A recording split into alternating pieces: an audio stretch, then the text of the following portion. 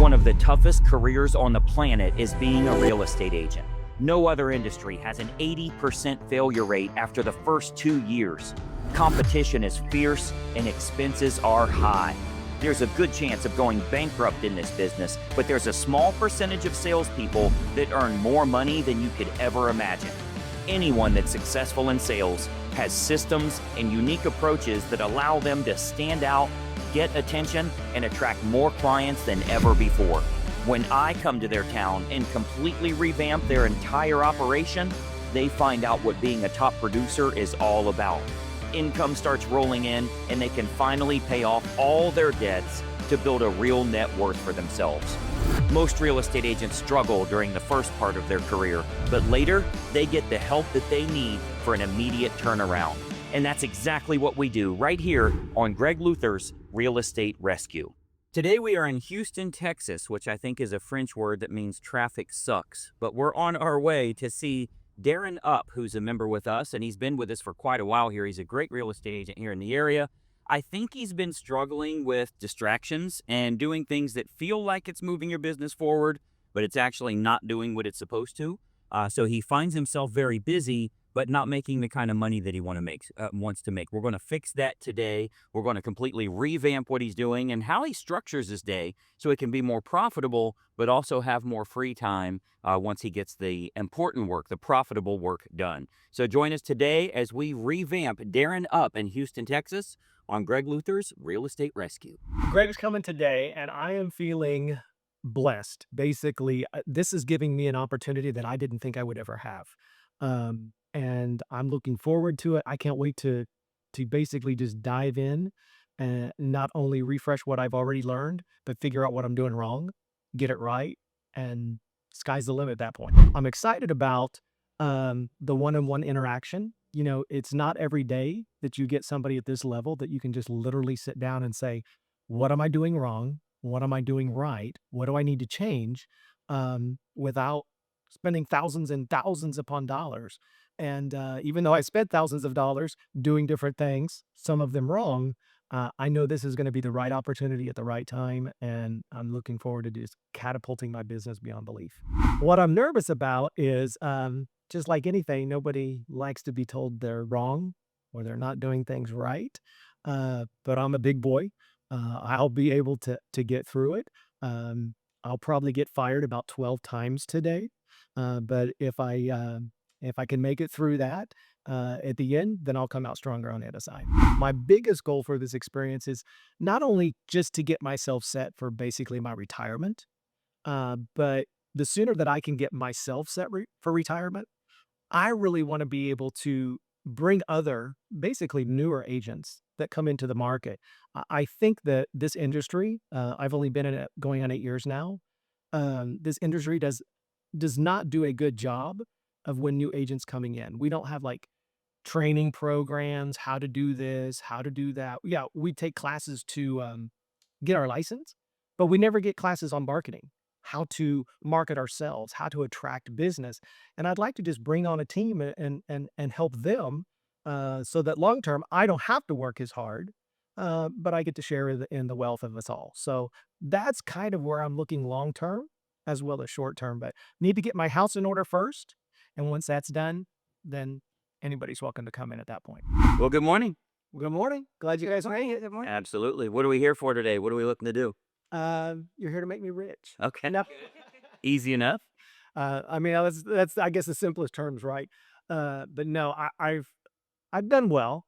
I set a goal of myself when I left corporate life. Mm-hmm. If I couldn't replace my gross salary in 2 years, then I would go back to doing something else. Okay. So you went full time, but you wanted to replace Yeah. the original salary. I wanted to be able to replace within the end of 2 years. Okay. I actually completed it a year and a half in. Awesome. So my first year, $23,000. Okay. My second year was 139,000, I think. Gross. 139. Yeah, Okay. I think around there. Okay. And that was in the first 6 months of that year. Yeah. So obviously the rest of the year, added to that. So when I did that, I felt, hey, maybe I can do this. Yeah. And then I ran into you guys online in January of 2020. Okay. because I was struggling. How do I market? How do I do this? And then when COVID hit and everybody was shut down, I said, I might as well start paying. Yeah. Start getting it all, not just the little To get the video coaching. clip Yeah. that I was there, because I'd seen enough, it all made sense, and I wanted to learn more, Okay. and, been with you guys ever since, but I'll have to say I haven't always done everything you said to do. Yeah. Yeah. So when we get here today, um, I know this is gonna be an opportunity that I will not squander, that I will not pass up, Yeah. that, uh, maybe we can be sitting on this couch or your couch, But talking, having a drink, saying, "Look at all the great things we've done." right. Okay. So you've been licensed what, 7 or 8 years? Yeah, it was January of 2017. 2017. Yep. Okay. Very good. And solo entrepreneur, you do it yourself? Do you have a team, Don't assistants? have a team yet. Okay. We do have a transaction coordinator, but only for the buyer side. Okay. And pretty much I do everything else, coordinating photographers, whatever you got to do for a listing, meeting with Hmm. buyers, showing properties. Um, I pretty much 7 days a week available. I love since COVID came in and we're all used to Zoom, right? Um, Almost, I would probably say 99% of my first contacts with a buyer or a seller are via a Zoom meeting. Very good. And they've been pretty comfortable Oh, with and it? they're very comfortable with it, Yeah. especially, if they're younger, Yeah. they're very comfortable with it. But even my older clients, Yeah. they'll do that. It's surprising how many agents, because of course agents are an aging population too. I think the average agent in America is 56 or something like that. So Mhm. there's a lot that are even older, and they think people would be uncomfortable with Zoom simply because they are personally. Yeah. So it's good to hear that you're having good success with getting them to pop on a video with you, and just, Yeah. they FaceTime all day, so it's the same thing. So what do you think are some of the biggest opportunities for you? What do you think has been untapped for you so far? I haven't really broken into the luxury market. Okay. To be honest with you, it kind of scares me, Yeah. even though I have sold properties over 1 million. Mhm. But in the Heights, that's not kind of rare. That's kind of the price point, Okay. 7, 800, 900, 1 million. But I don't think I don't think I would ever feel comfortable doing a $25 million home. Yeah, the Oh, ultra affluent is a yeah, it exactly. yeah. And one, I don't want to dress that nice when I have to meet with It you.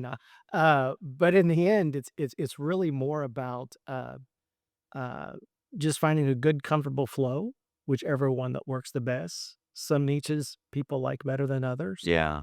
I've tried a lot of different ones, Okay. and I've had some good successes, bad experiences, but I would say for the most part, the the good experiences far outweigh the bad. Yeah. And I always tell people that say, "Well, how many homes have you sold?" I said, "All of them," Yeah. because I've never had a client that we haven't either found them a home or sold them a home. Okay. In the whole time I've been doing this, I've never had an expired listing. I've Awesome. never had it really. I'd never had a client that said, "Oh, well, we're just going to give up and we're not going to buy." Now they may say we need to postpone it. Um, Mhm. one quick little story. I had a family from church. One, they didn't even think they could buy a home.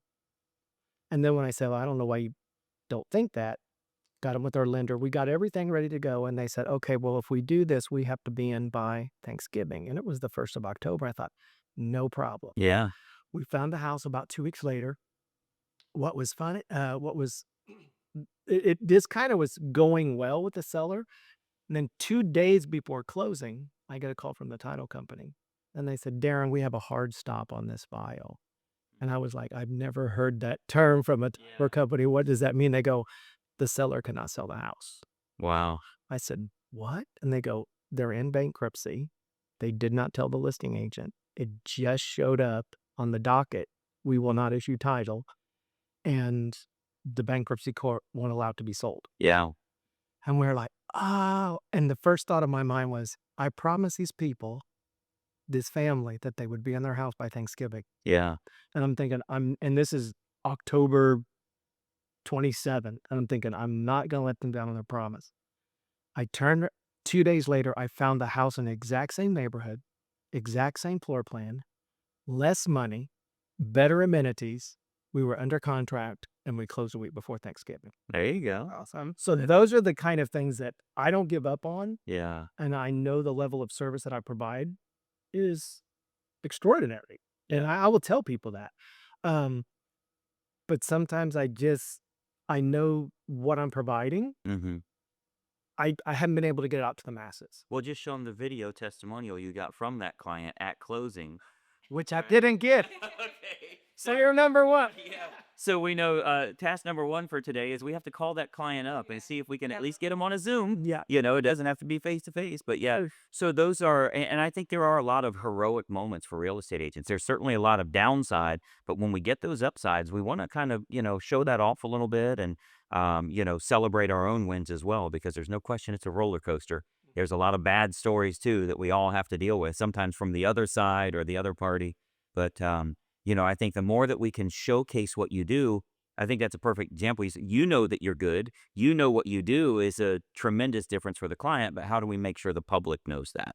So we can spend some time on that today as well, for sure. Awesome. Awesome. You said the average price point in this area, so this is called Houston Heights? Yeah, in the Heights area, I'd say your average price, depending on what area of the Heights. The area that I'm in, we're about $1 million, then you just hop over that one, you're about 900, 800, 700, down to 500s Okay. when you go down to different parts of it. So And then where does the luxury, how much more over $1 million, where does that kind of... we'd have to start getting down into West U, River Oaks, those areas like that. Yeah. And you're River willing- Oaks is going You're to. willing to go to all of those? Oh yeah, yeah. I mean, For a luxury deal. Well, but I get there because we had people say, no thanks, I don't want to sit in 20 minutes. We're like, Yeah. you're not going to drive that far? Well, if it's 20 minutes in Houston, it's just the gas station on the corner. There's a lot of. I almost sold a home in Cut and Shoot. Okay. There is a Cut and Shoot, Texas. I said, yeah, that is. And it's about an hour and a half north of here. Okay. So we ended up being at Willis, which was just a little further north than that. Your MLS probably covers a great deal of region, right? I'm in there. Yeah. Okay. And they even allow now Austin, Dallas, and I think San Antonio or even have homes Oh, wow. in the MLS. Okay. So Now, huge. I'm not going to go to San Antonio, Yeah. Yeah. but they really, A luxury deal within an hour is fine. oh yeah, Yeah. Okay. 2 hours I'd do. Yeah. Okay.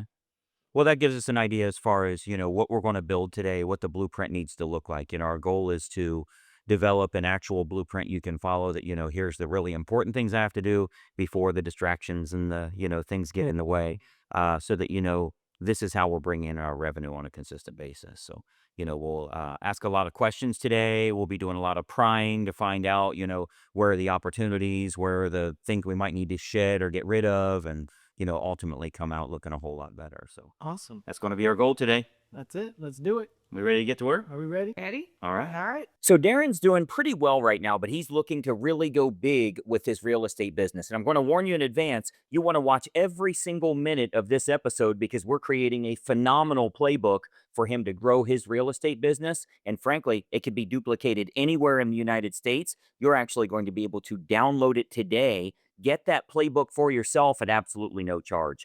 You'll see some details on that in the description below, but make sure you pay attention to every minute. You're going to see how you can rapidly change your real estate business. Okay, so let's put something together. Tell me a little bit about what business looks like right now. What's working, what's not working, what do you like, what do you hate? Give me kind of an overview of where you stand.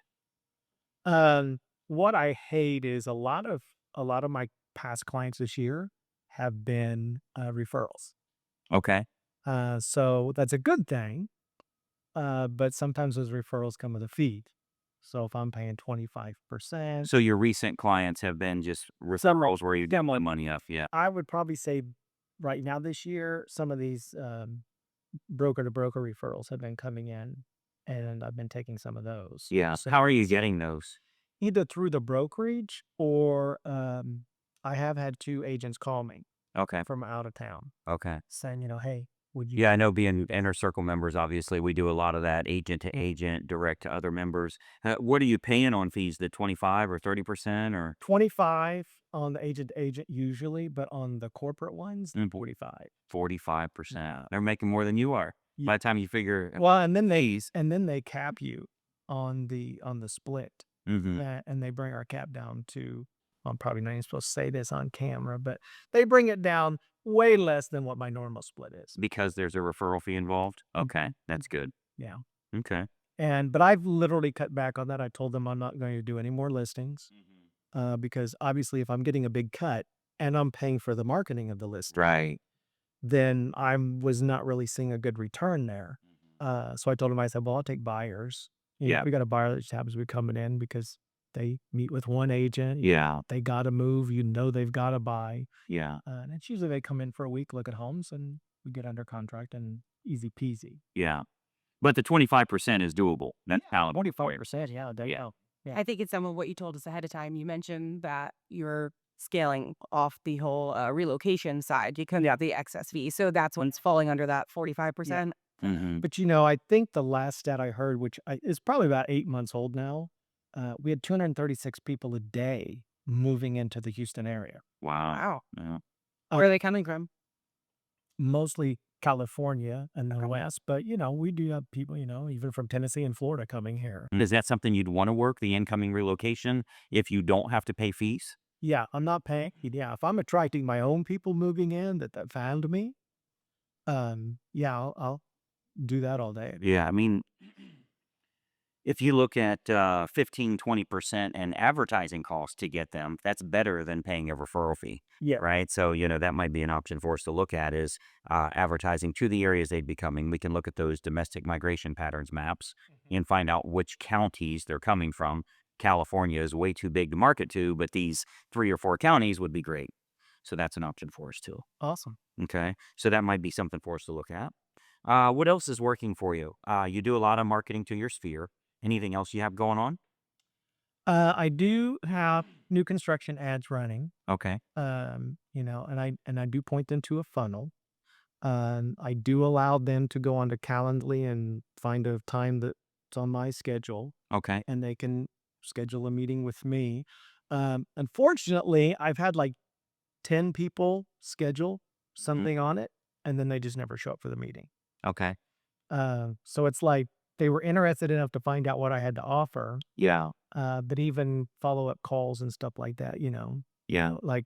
I think it was last week, it was Tuesday evening, there was a call scheduled for 11 o'clock Thursday morning. And Okay. I had to talk about, and I know what ad it comes in from. Yeah. And it said, talk about new construction, and called them at the time of the call that they'd set up. No No answer. Yeah. Left voicemail, called back immediately, no answer. Sent a text, no answer. Had their email, sent an email, Mm-hmm. no answer. You're doing this by call, not Zoom? They have the choice of setting up a Zoom call or just a phone call. Okay. Yeah, they have the choice of. So we'll dig into that a little Do bit. you have the reminders set up automatically? Yeah. Where once they book, they get like an immediate confirmation. It says you're going to be calling from XYZ number. Exactly. And you put your phone number in there so they know. Mm-hmm. Okay. Yeah. Yeah, because if they're setting up a call, I'd rather they call now. Yeah. You know what I mean? So we can revamp all of that. I mean, if they're looking at it on a Tuesday at 7 o'clock at night, I'd rather call this number right now. Let's talk about it instead of scheduling a Thursday and then increasing the chances they don't show up. Now, if you're doing it as a Zoom, we can change that up a little bit too. But there are some little approaches or techniques we can use to that if that's something that we continue using there. So that's good. Now, tell me about new construction in the area. Are they building subdivisions, or is this the one-off tear down and rebuild kind of on your own lot thing? Most of the ones that are people that are gravitating toward new construction are going to be the communities. Okay. With all the big time builders in there. Yes. Some of them are specifically communities to that builder that they're developing the whole thing. Okay. Sometimes there might be 8 builders in there. Oh, wow. And everything. So the ploy that I'm kind of doing now is not really a ploy. It's like they're the only ones that are buying down interest rates. The new The buil- construction yeah. builders, yeah. They're the only ones that are, they're not cutting the price. Mm-hmm. But when I show the numbers to an individual, like one I'm right now, he's like, "Oh, I don't want to pay that much money for the house." And I said, "But you're getting a 3.99 return a year." Yeah. 3.99? Yeah. Wow. Yeah. But just- they bought here for 30 years, locked in. Wow. Okay. And I said, "So we can go over here and buy this house that you liked for 350, and we're going to use your traditional lender, which is 6.5%. But look at your payment if I buy this new house at 380. Yeah. and 30,000 more, but look at your payment here. Mhm. And guess what? We're buying the new construction. Yeah. Yeah.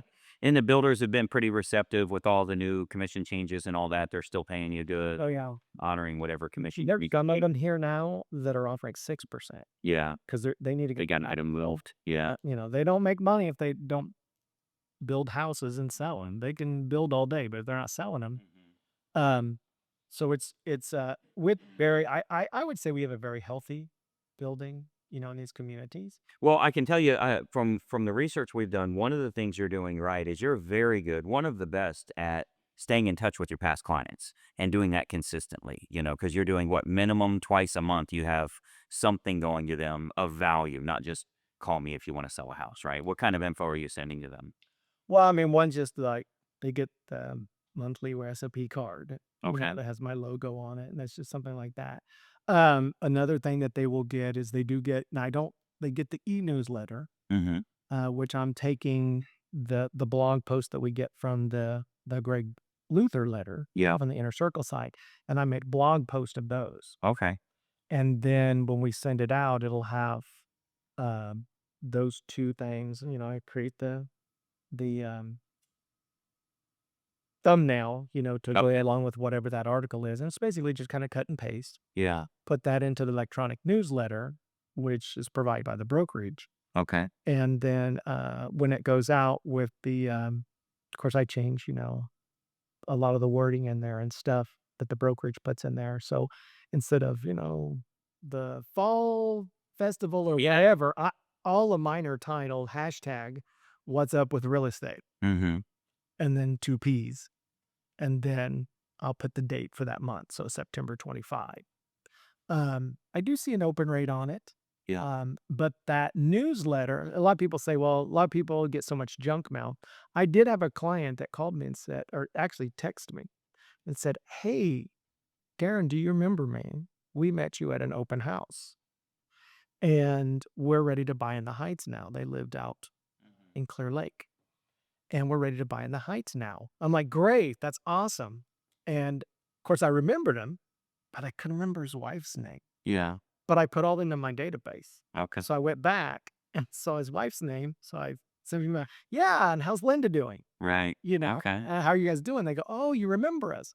Well, what he didn't realize, he goes, well, I get your newsletter and every month. And we just decided to, I know it's been a couple of months or half a year or so that we met. It was actually 2 years. Wow. Wow. I met them in 2017 or the first of 2018, and they bought their house right the first of 2020. Yeah. And that's the thing is you staying in touch with them, it feels like they've seen you recently or talked to you recently. That recency matters when it comes to marketing for sure. So very good. So that's someone that your typical agent that would have done an open house, they would have never heard from them again. They would have never closed a deal with them.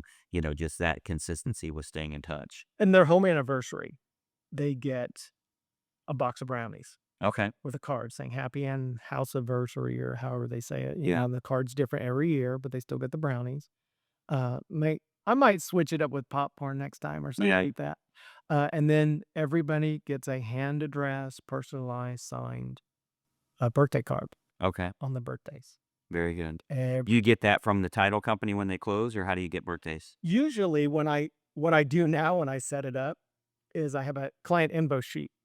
And when I send them like the marketing rep DocuSign and all that, that's the first one. Okay. And then I just call it, this is our client setup. And I said, now I'm going to ask for your month and day of your, don't get You don't have year, that's a year, yeah. but the month and day, because when I put you in our system, I just want to make sure we don't have any duplicates. Yeah. So they just get it. They just fill it out in DocuSign, names. So you've made a almost process. They don't even more than like almost process. Yeah, that's great. And, the older ones, I wasn't doing that in the beginning because I wasn't even thinking about it. So I would have to go somewhere else or stalk them on Facebook. It's their birthday. Okay, dude. But it's surprising when they get the brownies, I almost get a text from every one of my clients because I know when it goes out. And are you using one of the like thanks.ios or like an automated service that Yeah. you're able to Yeah. Okay. I put them in there. They're in that campaign. It Just goes out. every single year. Yeah. And Until they list with someone else. they won't do Then they get drowning to get. that. They won't do that. Yeah. if it gets returned to sender, then I Yeah. don't know. It's like, wait a minute, they moved. There you go. Very good. So yeah, I mean, like I say, that is definitely going well for you. You're doing that part right for sure. We want to kind of look at what's working and what's not working. And a lot of times there's things that are so close to working, but just need a little tweaking. If it's getting people to sign up for a call with you, but they don't show up for the call, what can we do to make those changes? The same is true with online and offline marketing. We'll kind of look at budgets and the money and the finances that way and see what makes the most sense. I mean, you're close to 200,000 this year in gross income. Hopefully, we'll exceed that. What kind of expenses have you been having to get that, other than the referral fees? Do you know what your average cost of acquisition is, or I know from a marketing standpoint, I know average is about $1,100 a month that I'm spending on social media.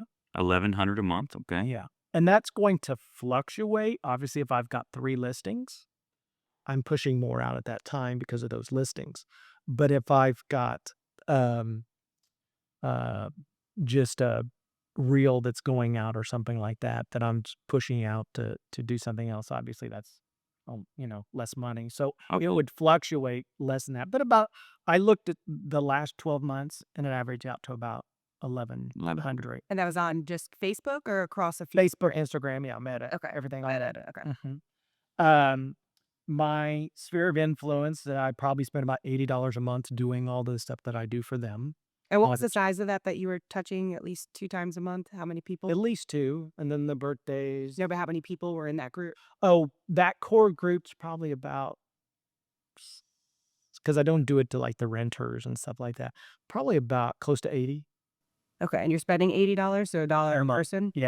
Yeah, about that. Well, and we'll be able to hold those advertising dollars accountable, because not only do I want it to work to impress the sellers, but I want it to work for you to make money. So Yeah. if we spend 1,100, we want to try and make sure we're getting 11,000. We try that dimes to dollars. So if I'm spending $1,100, which my goal is to get that number way up, but not until it's bringing in money. We want to make it work first and then scale it up. So that'll be some of the stuff we'll look at that. So I'd say, yeah, that's helping me get that additional percentage. Yeah, you're making money off of it. Basically, give yourself a $500,000 house. It's an extra $5,000. Yeah. So that more than covers my monthly on that. What I really need to get the help with is, now I need to attract the sellers Mm-hmm.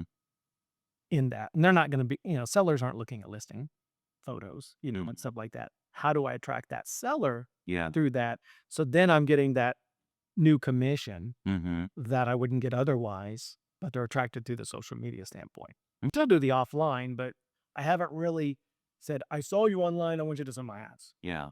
You know, Okay. So we can go into that, and we'll get an entire advertising budget together today, so we know what kind of numbers we're really looking at. Anything else you're spending money on from a marketing perspective? Do you do every door direct mail, any postcards? I haven't. Okay. I've done it like once. I do have I've got a box of expired letters in there that are all ready to go Yeah. to be addressed. That's been sitting there. I can't even tell you how long. And I got the perfect home finder Mm-hmm. follow up that's sitting in there that didn't get addressed and didn't. So what's sent. stopping? I'm just curious. So, because I know you said you're willing to do anything, but you often get distracted and you get rabbit holed and you'll end up doing busy work versus profitable work. That's something that you told us ahead of time. So with those sitting there, what's stopping you from addressing them? What's the bottleneck? I'd say twofold. Okay. One is, those are the second letters that went out that would go out to the same people after the first one was sent out. Mm-hmm. So the first 1,000 went out on this side, the first 1,000 went on this side, and I didn't get any response. Mm-hmm. And I was like, do I want to sit and address all this again to the same people?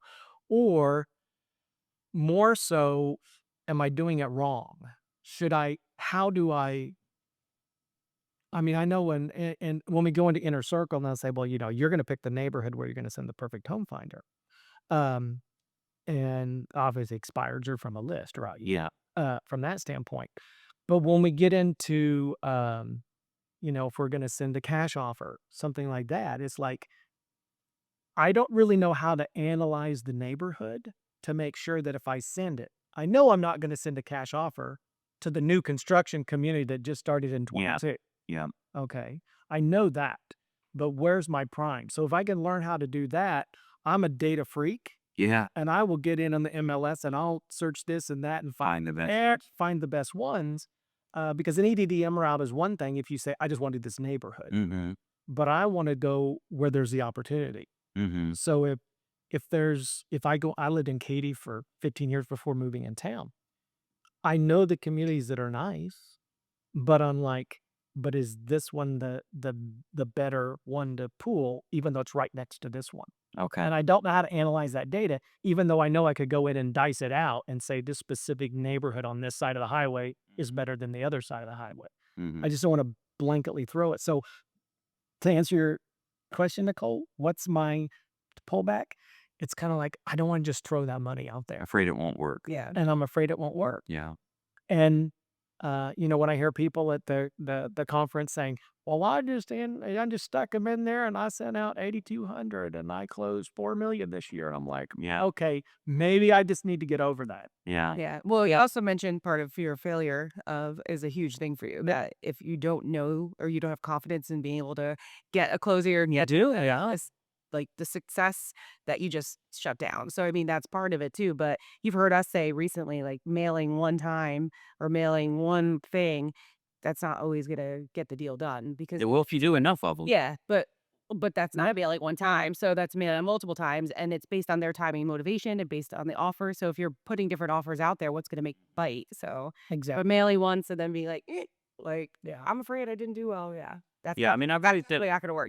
like 5,000, just very rough numbers. If 5,000 postcards cost you $2,500 or $3,000, let's say 5,000 postcards is $3,000.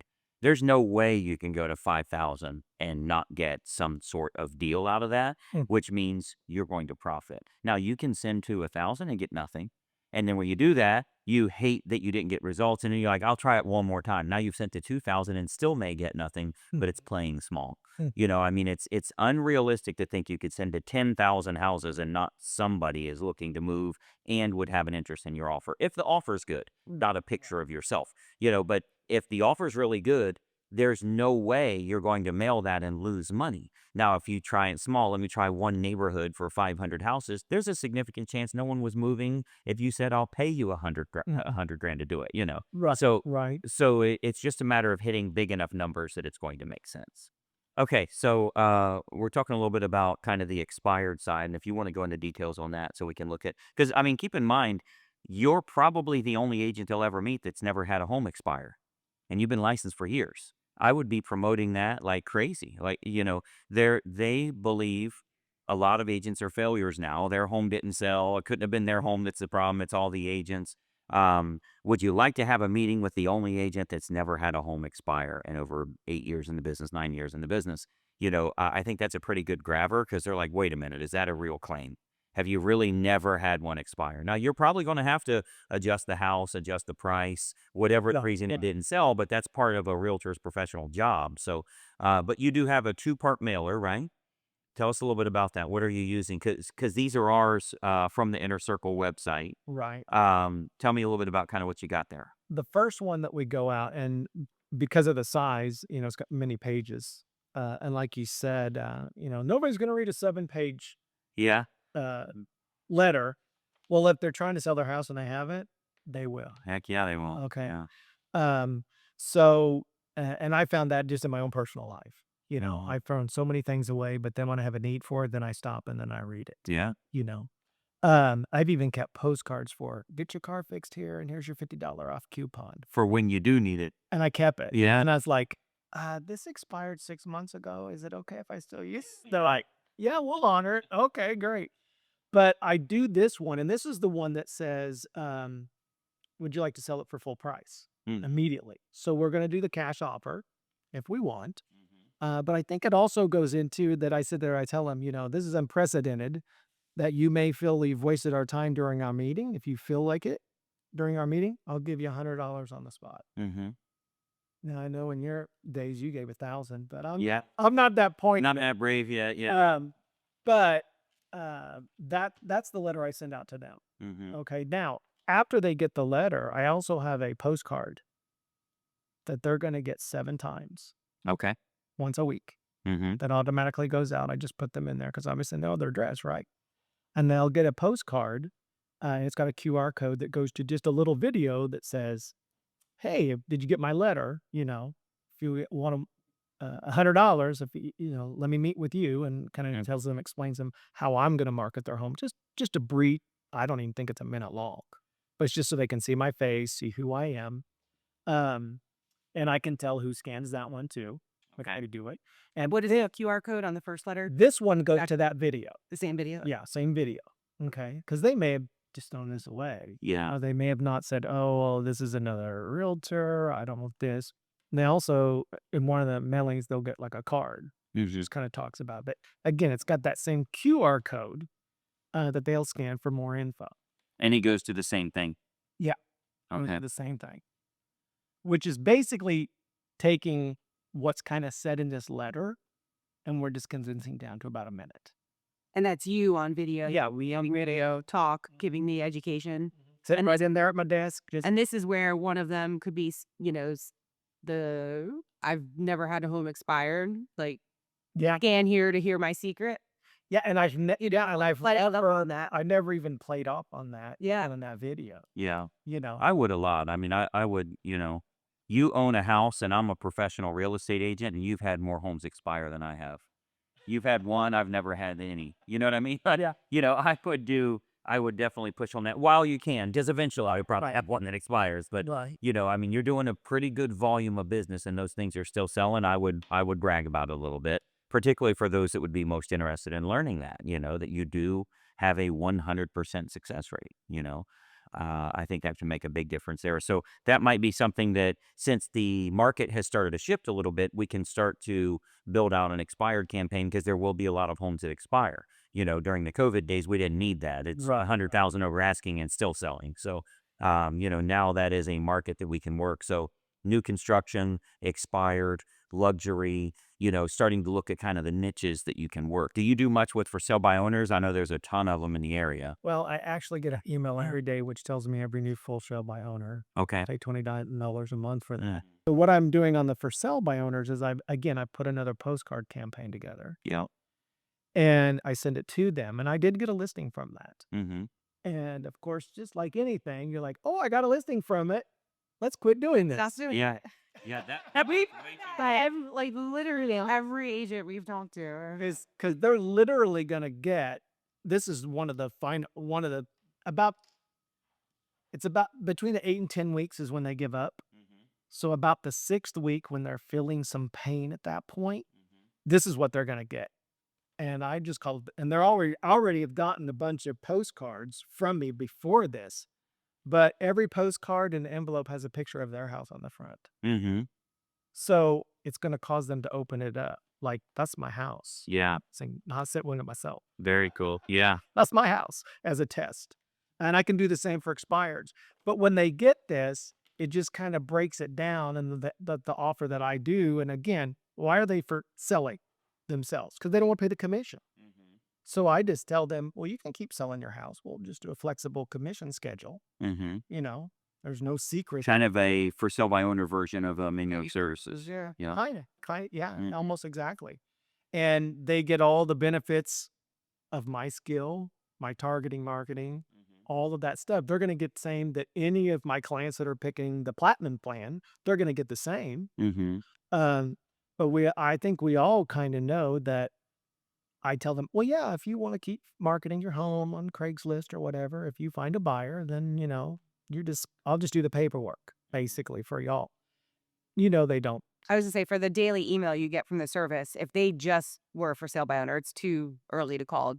Is that where you're getting your addresses as well? So you can immediately prepare?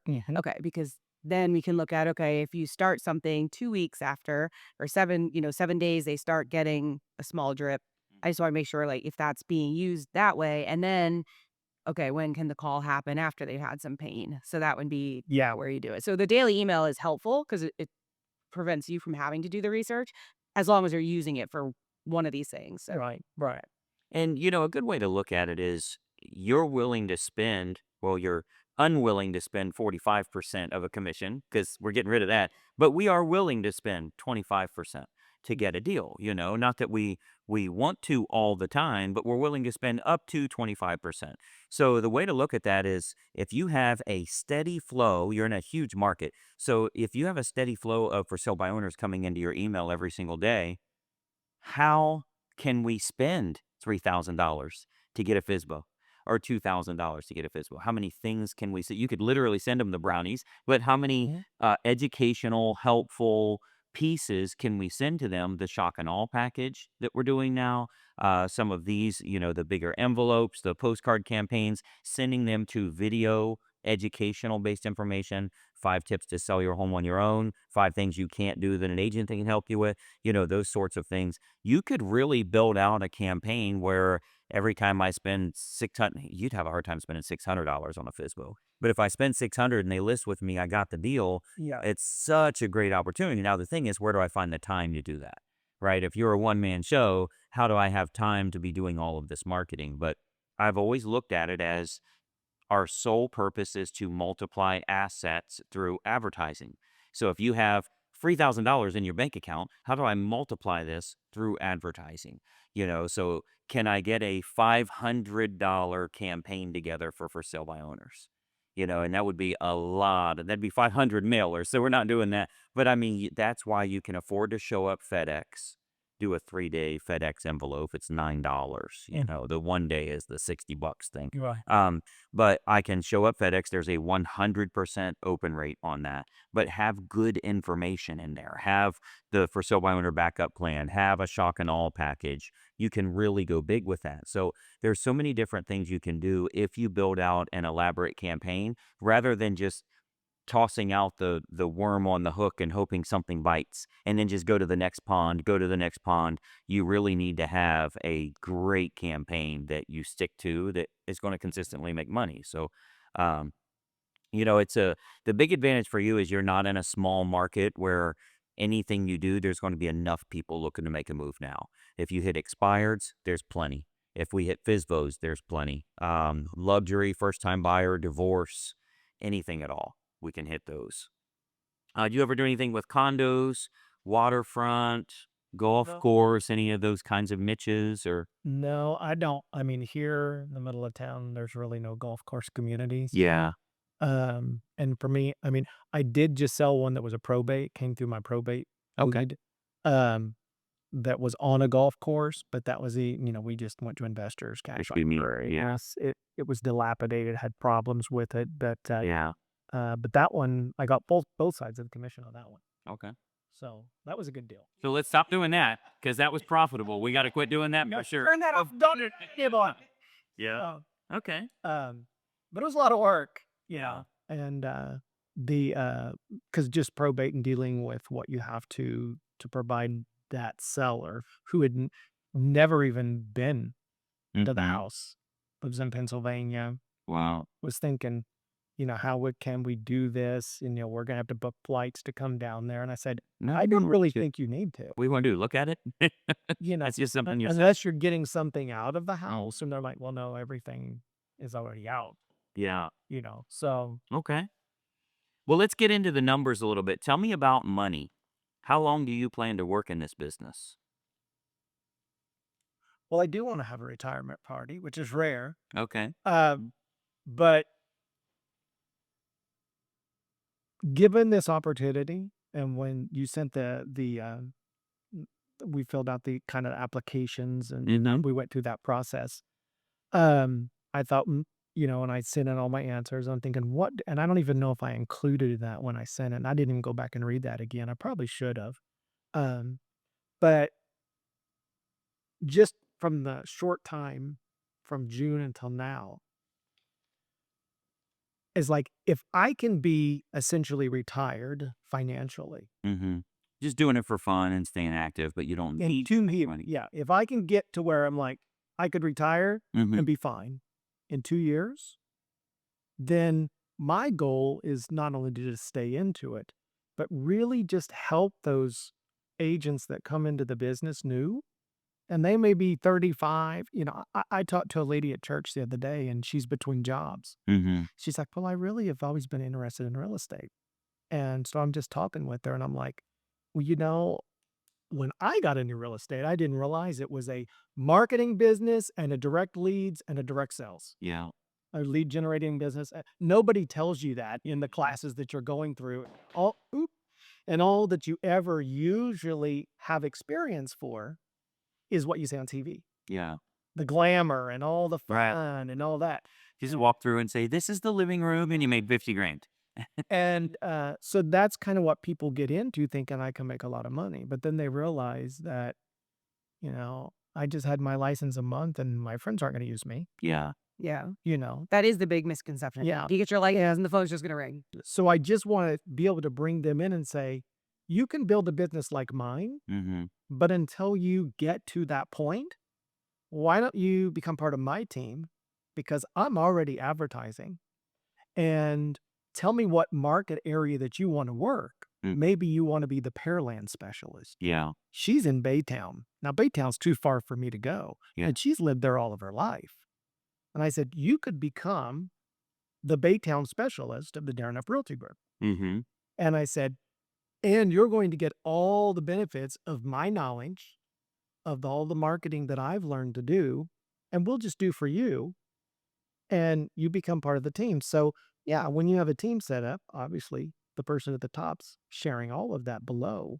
But I would get more gratification out of that than me just doing every single deal all of the time and making the most amount of money. Yeah. Because if I'm already essentially on paper retire, I'm pretty modest.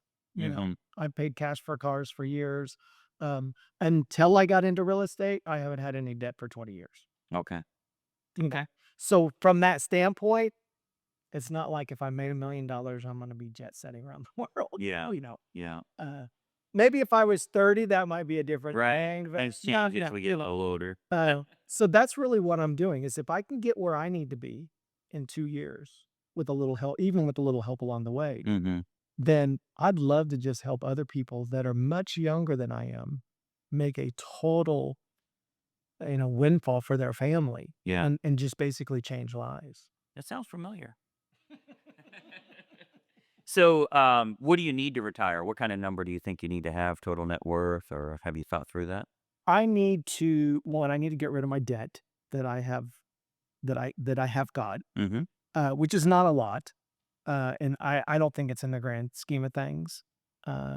This year alone, just because I've been doing so good, Yeah. this year alone, I paid off already almost $45,000 in debt. Awesome. So tackling those things with each closing. And so when people are like, when I look at the number, somebody would say, "Oh, well, that's not bad." But then I look at the number and it's like, okay, well, if it's $2, Yeah. you know, All debt is bad debt. Yeah. No matter what, want to be convinced of. and but I don't know if you want to get into the numbers right now, but Yeah, it'd be good. I mean, we had some numbers from a couple of months ago that you'd submitted, but tell me what you look like now. Credit card debt. Well, everything that you've got. Yeah. Everything minus mortgage. Yeah. My total debt is 100. Well, let's say 139,000. Okay. Okay. Okay. And how's that broken down? Now the breakdown of that is on the business side is about 120. Okay. So 120 in business debt. Yeah. And then about 9,400 or whatever that difference is on the personal side. Mm-hmm. The personal debt came from 2023. I had some medical issues going on. Nobody ever knew it, but I just had medical bills that were not paid through insurance on certain things. Okay. It's like, no, we only pay $700 on a CAT scan, but Memorial Hermann charged you $8,000. Yes. But they put me on a payment plan for 0% interest, Yeah. $60 a month. I'm like, okay, that's fine. Yeah. I'm not going to give you your money early. Right. I Yeah. can use it for other things. Now they're calling me and saying, we're going to give you a deal. I'm just going, wait, Yeah. Yeah. I'm play zero. Yeah. After 1 year, generally they will negotiate tremendously. Yeah. Much more than half. So the personal side was just because of that situation. And that's only about 10 grand. Yeah. Okay. On the business side, where it's done is the things that I've needed to either purchase, obviously coaching programs, things that you're making that initial investment. Okay. It was much larger than that because, like I said, I've just this year, and I don't even between personal and business, I paid down 45,000 this year. That doesn't count what I did the year before and Yeah, kind of it's stuff like awesome. that. Because most of my debt came in 21, 22, Mm-hmm. because when the market was so crazy, you had to stand out. So if I'm paying for this coaching program, if I'm paying for this CRM, or if I'm paying for this funnel, if I'm Yeah. paying these things to be done, that's an investment in my business that I'm always going to have. Yeah. So I can live with that debt because that debt is going to allow me to make more money. Yeah. And then I pay that off. Um, Net worth, probably with homes, cars, and everything, I'm probably about 740,000, Okay. and that's being conservative. Okay. Probably sell my house way more than that, but I'm not, because I keep my taxes low here. Yeah. So that being said, until I can't control my tax burden here, then I'm not gonna move. But About homes, cars, and savings. yeah, I'd say about that. Um, But again, if you sit there and figure, well, the minute I get rid of my now I don't subtract my debt from the assets that I have, but if I get rid of 120,000 business debt, then to me that's like adding it to the 730. Yeah, absolutely. Because what I'm putting in, then I'm always getting back. Right now it's 740 minus 120 in reality. Yeah, exactly, Okay. exactly. So Okay. And then the 120, how's that broken down? Is that credit card? it is. There's one of them that's on a disaster loan, Okay. so that one's only at 1.75%. Okay. So everything else that I have right now in that debt is on credit card, and How much is a disaster room? the disaster was about 55,000 of that. Okay. So almost half. That's like for the floods and hurricanes and all the Yeah, things you've yeah, had here. yeah. Um, because that it's like, yeah, if I can get the money for that cheap, Yeah. but I'm not necessarily using it for the For other stuff. yeah. Yeah. Um, And then the rest is on credit card, which all of them except my daily card, all of them are at 0% for Really? 12 to 16 or 18 months. So, Okay. because I always keep my credit score up so that if I do get to one of those that's going to expire, let me just apply for this card, Yeah. and I just Roll roll it it over. over that one. And then I do have a short-term loan, which will be up in March, which is my highest interest one, and I think that's at 13%. Okay. How much is that? That one, balance on that one, I think is like $10,000, maybe Okay. 11. So all of these are really one closing to Yeah. get rid of. Yeah. Yeah, a lot of them are. The personal debt, the short-term loan, all of those one closing. If we had one extra closing where you've still got all your bills paid and everything, but that one extra closing that month, we can knock that out. Yeah, definitely, definitely. And that's kind of what I've done because this year's been so good. I mean, when I had that 3 homes that all closed basically at the same time at the first of the year, well, I don't need that much to live on. Yeah. Start to knock it all Let's down. knock it down. Yep.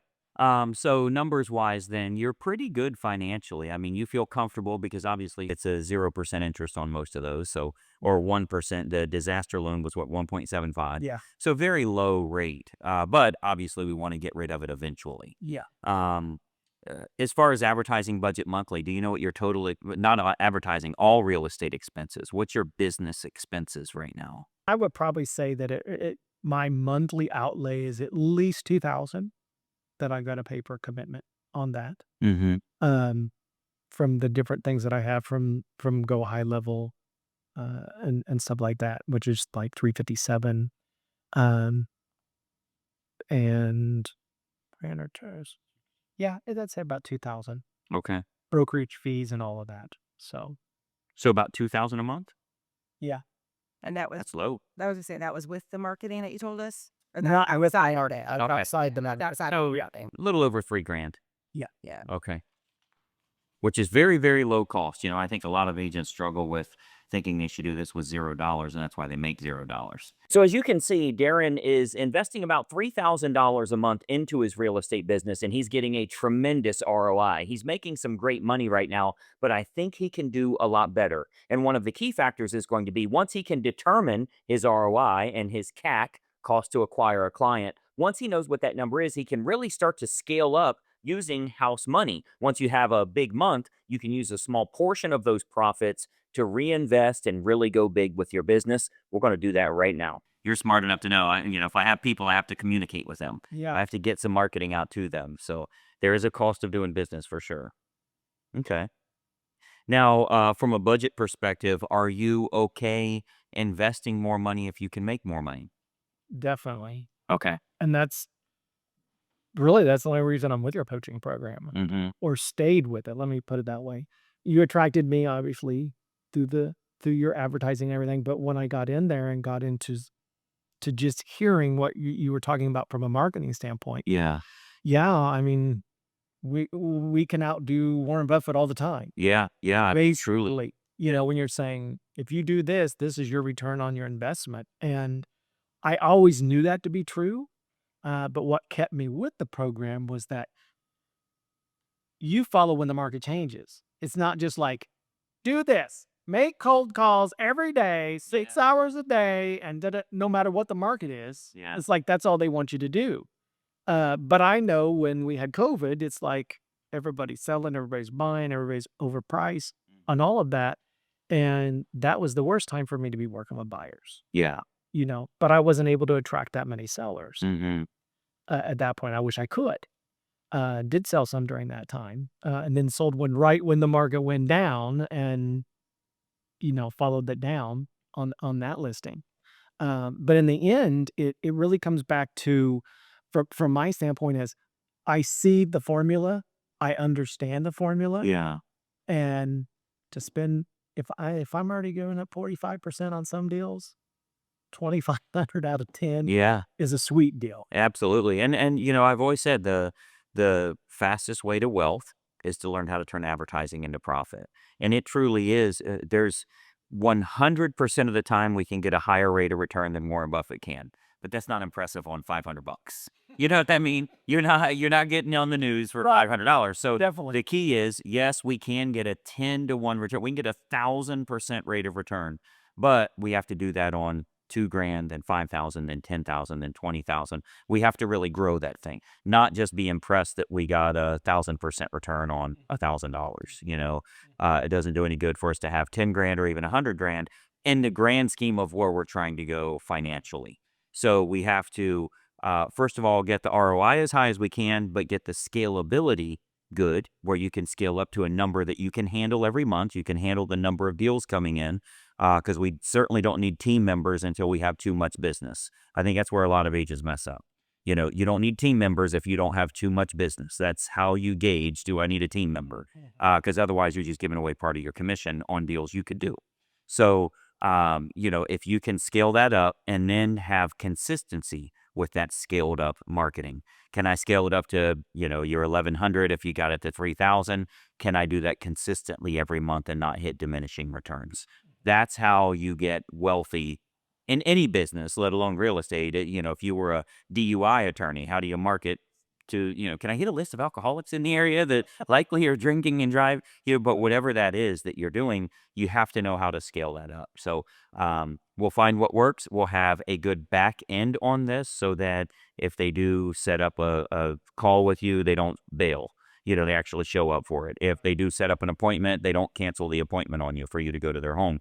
That back end needs to make sure that it actually happens, or else we had too many almost and then struck out. And there's a lot of agents that have that too. I was so close and that deal fell apart. Well, if we build a good back end, we won't have that. So, Right, you're right. we'll look at a little bit of that too. But as long as you're willing to invest a little capital and, first of all, do what you're doing now, but do it the best way you can, but then invest capital into scaling it up, your numbers are going to be phenomenal. I mean, you're over 200 grand doing what you've done so far from what you've learned from Inner Circle Coaching. Start really getting buckled down on what you're doing every day and you'll do well. I know you'd mentioned that distractions are an issue for you, or doing things that it creates the illusion of movement, right? I feel like this is important for my business, but it's probably not. Tell me a little bit about that. Um, well, one, probably at nature, I like to serve people. And if somebody told me probably 20 years ago when I started looking into investment in real estate, and, a lot of people are thinking, well, I'm going to be an investor and I'm going to make a lot of money. I'm gonna buy this, buy low, sell high, fix it up, flip it, whatever. Yeah. I remember one seminar that I went to, the guy said, you cannot look at his investment as a transaction. You have to look at that you're changing people's lives. Mm-hmm. And if you look at it from that standpoint, the money will always follow. And he looked at it from the standpoint of saying, people think, well, you bought that house from him and you just paid him a little amount of money. But that circumstance for those people got them over here and made a better life. It helped them. Yeah. Now you're going to pay contractors, a bill or whatever.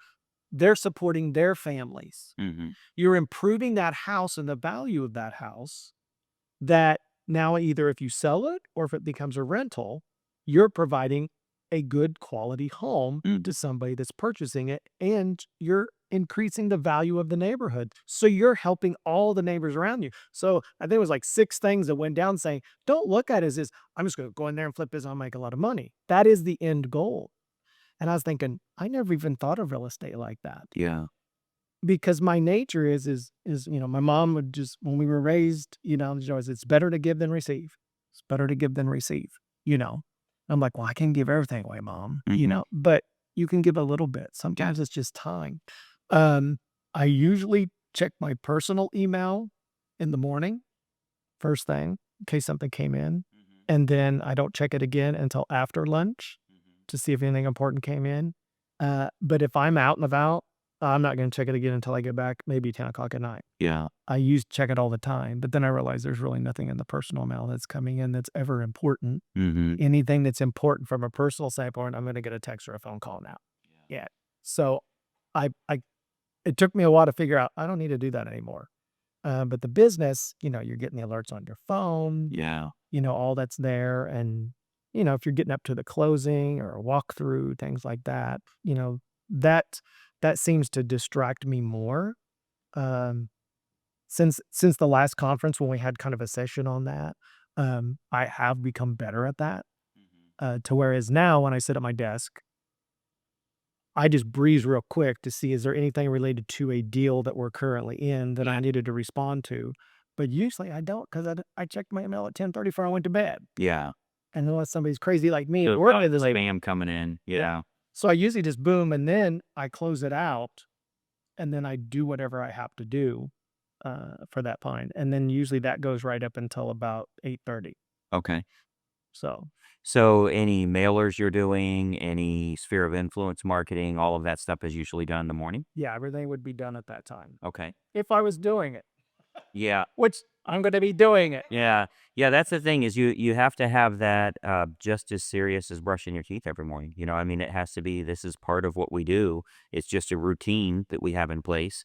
A lot of agents have gotten real good at not taking appointments before X time, phone or in person. So if it's 10 o'clock or it's even noon or whatever, if all of your appointments, technically as real estate agents, we're supposed to be working all the time, but it's usually evenings and weekends meeting with clients. So if all of your appointments are generally going to be in evenings throughout the week, maybe we never take appointments before noon because it's noon to 10 or noon to 8 or whatever. We don't take any appointments until noon. Now we know our entire morning is working on the business. The entire afternoon is working in the business, with clients, calling title companies. How did the appraisal get done? Do I do a home inspection? Whatever.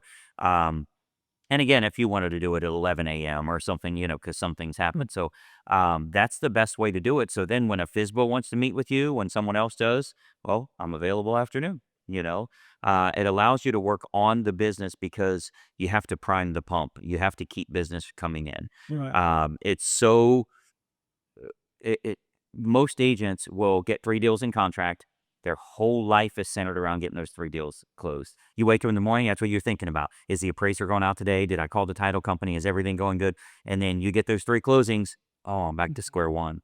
Yeah. And that's because they didn't do those mornings of priming the pump to keep the water coming.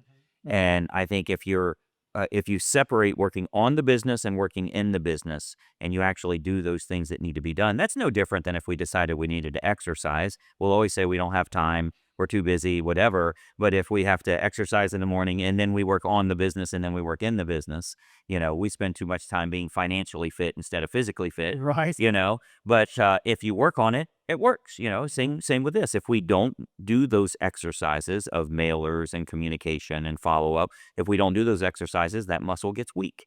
So we get free closings, but then we're back to square one, begging for our sphere to send us business, because that's where 90% of business comes from for a lot of agents. They're not doing anything for new people. Right. So, we really got to look at structuring the day where you're doing the most profitable things. We got to do the morning cleanup, check the accounts, check the, whatever. But then what do I do to prime the pump? To get that water flowing, you got to pump a few times, but then you can slow down a little bit and just keep it rolling. And I think that using a marketing calendar, which Nicole does a lot of, but we just did the Inner Circle coaching call on that. I was going to ask, Which I was on. were you on? Did it make sense? And Phyllis called me right after saying, "Are you doing this?" She's another agent here in the Houston area. And I was like, "Yeah, oh God, I know about it." Yeah. But I mean, the purpose for that call, I mean, I said why every meeting that we've had, that has been a huge issue of how to get that roller coaster of income like maintained, is because you can't fill it, work it. You need to be filling and working at the same time. But how do you do that? By time blocking, by doing those marketing calendars. So, I know there was that was a marathon of a call, and I kept checking in. Everybody's still alive, like we good. But I think we hit a lot of nails on the head for people who were like, okay, like it kind of puts it into how I need to structure my day. So if you are already dedicated to being at your desk at a certain time, that time just needs to be used wisely. And then, as Greg mentioned, maybe you take your appointments later, so that way you can make sure you are filling that bucket, or filling the marketing, so that you could keep getting the closings. Yeah, because I think on my Calendly, I don't think anybody could schedule a call or Zoom with me before 10 o'clock. Okay. I think I already have that set up. Yeah. But they can go clear as 8:30, 9 o'clock at night some days. Yeah. Okay. And are you limiting that to the next 48 hours? They can see out, I think, 8 days. Okay. They can, I'd probably do two, because say we're calling a FISBO right now. If we called a FISBO live and they say, yeah, we'd be happy to meet with you. If I schedule it for today or tomorrow, we're going to meet with them. If I schedule it for after that, something's going to come up and they're going to end up canceling because it was too far out. So you'll get a higher response rate okay. if it's in a very short window of time. As an example, when I do webinar trainings for real estate agents, I do those promotions for 72 hours before. Because if I do it the week before, those people are not showing up. They're just, too much stuff happens. You forget about it. It's next Wednesday. I'm not going to do it. So you really want to kind of limit the calendar that they can only see 2, maybe 3 days ahead, just to be safe.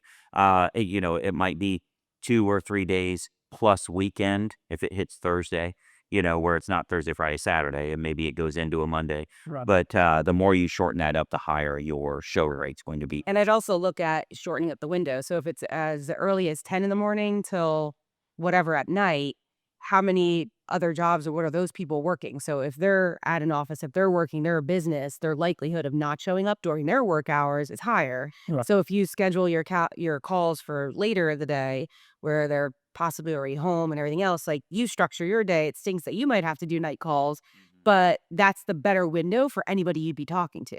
You could do the rest of your business. So kind of like I said on the coaching call, if you set that expectation and you already put it out there, this is when I taught once they're on the books with you. Right. You tell your sellers, I call you with an update every Tuesday from 5 to 7. You could do the same thing with these types of exploratory conversations where you're saying, I make this time, and that could be a perk as to why you make it that way. That way you're done with work for the day. You don't have to worry about disrupting your work life. You're home, you're settled. So you kind of flip the script on that to show why you're structuring it. So I would look at that. I know you mentioned your new construction funnel dumps them into Calendly. What are all the things that currently go into Calendly where they're offered a call? You said the new construction. And then if I do get a request from somebody, like a text, or just say, hey, so and so told me to call you or whatever, I'll even text them back the calendar link. Okay. Just go straight to here. Pretty good reception to that. Yeah, They'll send it. Yeah, especially if they've already contacted me about, when can we talk? Not a phone call. If it's email or something, and then I'll say, oh, just go here, and click it up. What that also does is get rid of a lot of the spammers. Yeah, absolutely. They'll say, hey, we want to give you a cash offer on your list. Yeah. And I'll say, sure, go ahead. If you need more information, schedule an appointment here. I never heard from them again. Yeah. You know, So it's Uh, it's more automated for your new construction aspect. yeah. But then the rest you just inject it as necessary on the Right, fly right, in. right. Okay. Mhm. Like sometimes I will talk to like I'll get referrals is a good one. Mm. When I get a referral, whether a corporate or through another agent, I send a welcome email and then it'll have the Calendly link. I said, "Hey, I look forward to talking to you," blah, blah, blah. And then I send a text message and said, "Hey, I just sent you an email. Tiffany told me to call," or "I'm your assigned agent here in Houston for your company," blah, blah, blah. And then they'll direct them to the email and look for that. And I don't have any trouble getting people at that point usually to sign up and schedule something, you know. The reload people do it just real quick, Yeah. but I've only had one referral ghost me ever in that situation, just never hear from her. I reached back out to that agent a week later. I said, "Never heard from her." I sent her this, and she goes, "Oh, I'm sorry." Okay. So Very good. Because that can be added into some of the other systems we've talked about to help with some of it too. So I was just trying to see. and one little secret here we share with all the other inner circle members and everybody else. When you were talking about the sellers, I don't call my sellers weekly. Mhm. I send them a video. Yeah. Oh, okay. Even better. Yep. Only thing that matters is what you're saying, not necessarily what I I do a little PowerPoint. There's the 5 things that I pulled data from the week. Mhm. Oh, so they actually visually see it. And and I'm just talking. They don't see me. They just hear my voice, and I'm Yeah. talking about the screen. If I ask for a price drop, Yeah. whatever I got to tell them what I want, Very smart. I You leave no room for questions and objections. Like you're supposed to say that they say, "Hey," Oh, you have an opinion? I don't care. opinions don't matter here. Of Darren. but no, they do. I get the response that, "Yeah, you're right. Let's go ahead and drop the price." Yeah. That's awesome. Great, And they're releases. and they feel, and I was hit received. Great, Mm. and then I'll follow up. Sometimes the next day I'll say, "Did you have any questions?" Because I tell them in the listing presentation. I said, "Well, before I came here, I made you watch a video." Yeah. And I said, "You're going to get a video of the progress each and every week. You're going to get Monday night, Tuesday night, depending on the workload and, holidays and stuff." But I said, "That's when you're only going to get it. And it'll cover everything from the week before. And if it's going to be delayed, I'll let you know for some reason. But that way you can watch it whenever you want. If you want to, husband and wife go in different ways. You can watch it when you're in bed at 3 a.m. and you can't sleep. However you want to do it." And they're very receptive to it. And anything that I ask them, I'll usually get back, "Yeah, that makes sense. Let's do it." Yeah. You I know, like that. because sometimes I'll say, "Hey, we got feedback from the showings. Mhm. You know, um, you got to get rid of the cat smell." Yeah. That's much easier to do on a video. Yeah. Send it to the coffee. Face to face and listen to them. Out. My house doesn't smell like cats. No, just everybody thinks so. Yeah. You just can't spell it anymore. Yep. But that's been like a game changer Okay. on that instead of having to do that. And Mhm. and my FISBO guy loved it. Yeah. Yeah. He loved it. He was just like, "Oh, he sees charts." Some people are chart people, some are visual people. Right. But when I can show them, because our MLS gives us what they call a showing report. Now, right there is a huge golden nugget for you and your real estate business, utilizing video feedback for your sellers, likely once a week. It's really good to show them the comps that have come up lately. Actives, solds, in contracts, what's going on in the local market, how many showings there are in the area, any feedback you've had from your own showings. This works really good to provide superior communication, but also to get those price reductions using data-driven information. Great nugget for you to use in your own business using a weekly video feedback for all of your homeowners. So I can go in and say, "This neighborhood, how many showings were done from this price range to this price range?" Mhm. And it'll tell us. And if I'll say, "Guys, we're $10,000 over the one that's getting Yeah. 58% of the showings. Mhm. They're not coming to us because we're overpriced." Yeah. Or vice versa. If everybody's just sitting there and doing nothing and nothing's going option pending or pending, and it's like, "We had 85 showings in your neighborhood. Yeah. I know we weren't one of them, Yeah. but nothing has gone pending. Yeah. So nobody's buying. So it's not like everybody's better than you." And so it works both ways in a lot of ways. And it just makes it so stress free for me, Yeah. you know. Much Uh, easier. Well, tell me about, I know you've developed a pre-list video that you send to them. Tell me what all's included with that. How long is it? What's the content with that? What kind of reception do you get from them after watching? It's about, I think it's like 17 minutes long. Okay. Okay. But it first kind of talks generally about, hey, this is me, this is who I am. Because again, I'm not sending it blindly. They've asked for, Mm-hmm. we're thinking about selling our house, and I'm actually going to meet with them. And you've made this required for them to watch before you show up, or we're watching it together Okay. when I get there, right? Okay. And this is not something that I'm putting out on social media Yeah. because it's so broad. Not that I want anybody to steal it, but I don't want anybody to think, oh, I need to be doing the same thing. Yeah, as they could copy the script. Yeah. But long story short, we go kind of, this is who I am. This is why I started the business. This is why I'm in real estate. And then I go into, it's really about advertising. People would say location, price, and condition. Mm-hmm. But I said, I've learned that marketing is the other pillar of that, which we could just put on MLS and pray it sells. But I need to expose your house to the masses. And then I take that back from what we said earlier. We said I can't trace one sale from a posting that I did. I can in that video. Okay. We never talk commission or anything like that in the video. It's just basically, do you want your house marketed Yeah. or do you want it listed? Basically, is the last point. Yeah. And that's why they always choose that upper level for. So then when Sure. when we're doing the silver, the gold or platinum, I never even say, I don't call it commission. I don't even call it compensation. I call it marketing fee. Yeah. Never. Much smarter would be a marketing fee. Yeah.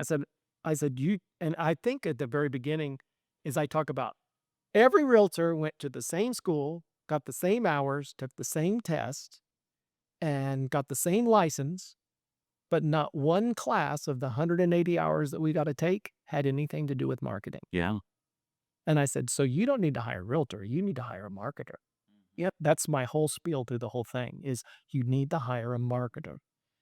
And when I get there and we talk about that, like I said, my listing presentation is we talk about 10, 15 minutes on the what every other realtor's doing. And some of them aren't even doing that. And then we talk about here's how we target. Okay. Every single time. Very good. Okay. What other opportunities are you interested in exploring? Would you like to do anything else that you can think of? Not really. I mean, my average price, sale price is probably right around the same, because I have the high end ones, but I get some of the lower ones. Were you just under 500 maybe? Actually, I think I'm lower than that. I think it's probably closer to right under 400. Under 400? Okay. So getting that up a little. So I'd really like to get that around 600, at least the average to start with. One of the areas that I think I want to start targeting, and that's kind of where I want you guys to sit in there and say, yeah, that's the perfect one to do this.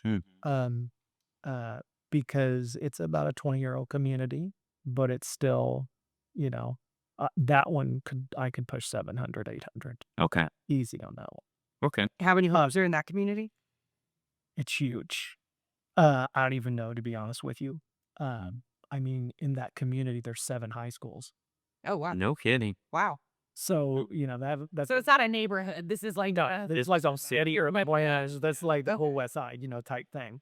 And obviously, I might probably do the whole thing, but that's where I was saying when I start pigeoning down, what data do I need to look at to make sure this program works for that part? What's that area called? It's called Cinco Ranch. Cinco. Like Cinco de Mayo. Yeah, Cinco de Mayo. Okay. Cinco Rancio. Cinco Ranch. Okay. And you want to work there then? Yeah. I mean, for me, it's like a 40-minute drive, but I always want to live in that area. I'm not moving there. Don't worry about that. Yeah. I always wanted to live in that area. Because when I moved here, it was just being developed. It only been going about 2 or 3 years at that point. And, my California client that moved here wanted in that specific area. So I was able to get back and refresh and get in some of the houses. And I'm thinking, why are I not out here? Why am I not out here? And I went and looked at some of the houses that we went to with the agents, and I've done this before. And I went and ran a report and said, okay, how many houses has this house, this agent listed in this market area in the past 12 months? And they're like, that's the only one. Mm-hmm. I'm like, how did they?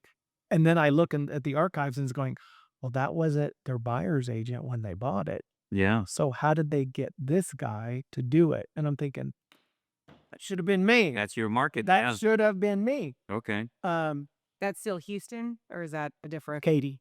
Katie? Yeah. I know you said you wanted to retire in the 2 years. So let's say we're 2025, that's almost done. So we need all of 27 or 26 and 27, so 28. But what's the number? I don't think you ever said what's the number to feel comfortable in that 2 years. How much do you need to make? I need to have in the bank, I need to have $1 million. Plus all your investments and everything else that you could cash out of. Yeah. Yeah. So if I can do half in the first year, Profit.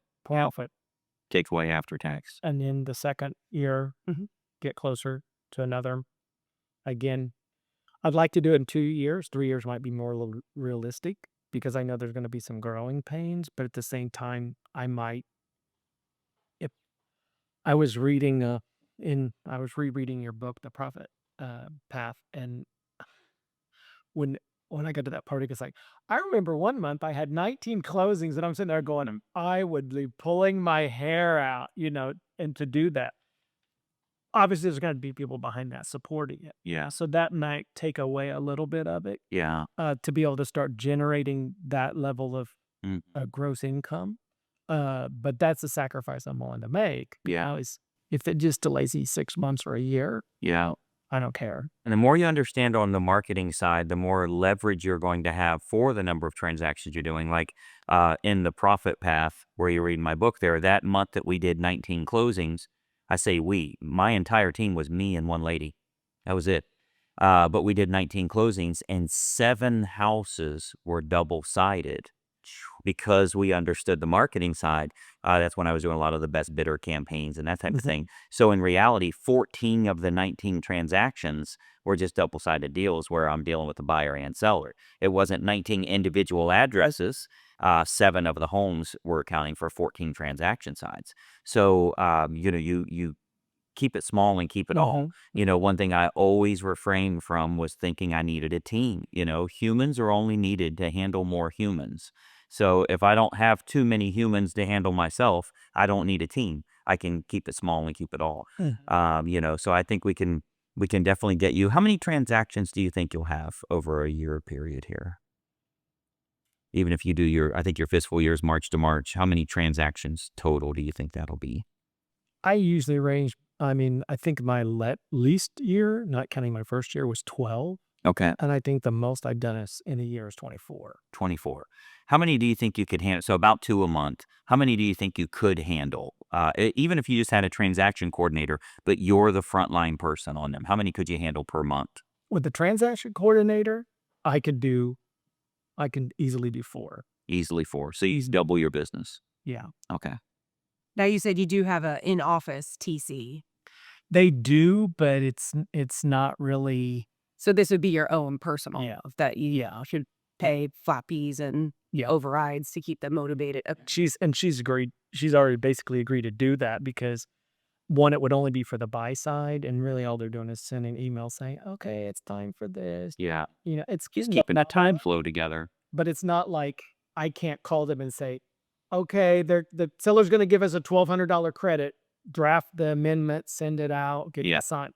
They don't do that. Okay. To me, if you're just sending an email for me, it kind of keeps us all on track, but I need somebody to do the work. So I've got somebody lined up to do that, Okay.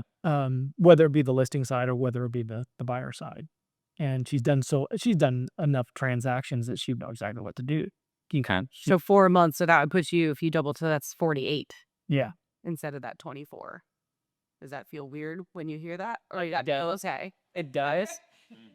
Well, I asked that because some people are like, "Oh my God," but Yeah. Okay.